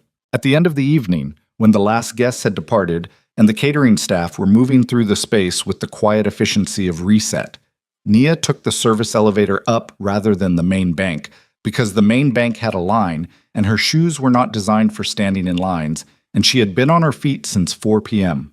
The service elevator opened on 46. She took the staircase, one flight, her ankle long since healed, the compression sleeve a memory, to 47, and through the penthouse level and out through the north door to the rooftop garden, because she had discovered the rooftop garden in her first week of living in the building and had never entirely left it behind even after she had moved back to Pilsen, to her own apartment, to her own space, and her own life organized the way she wanted it. The city was laid out below her in all its accumulated, glittering, indifferent grandeur. The lake dark and vast to the east, the grid of streets lit amber and white in every direction, the specific density of a city at night that was not quiet even in its quietest moments, that carried its noise the way a person carries their history, inescapably, as part of what they were. Jinwoo was there. He was standing at the garden's north edge, no jacket, his hands in his pockets, looking out over the city with the stillness she had stopped reading as coldness months ago. He had been at the gala all evening, working the room with the controlled social fluency of someone who had learned exactly how much of himself to show in a crowd and had calibrated it down to the fraction. And she had seen him across the space several times, and they had moved in the same orbit without quite intersecting, the way you did at events, the way you did when you were both doing your job. He turned when he heard her step. "The gala went well," she said, coming to stand beside him. "Yes."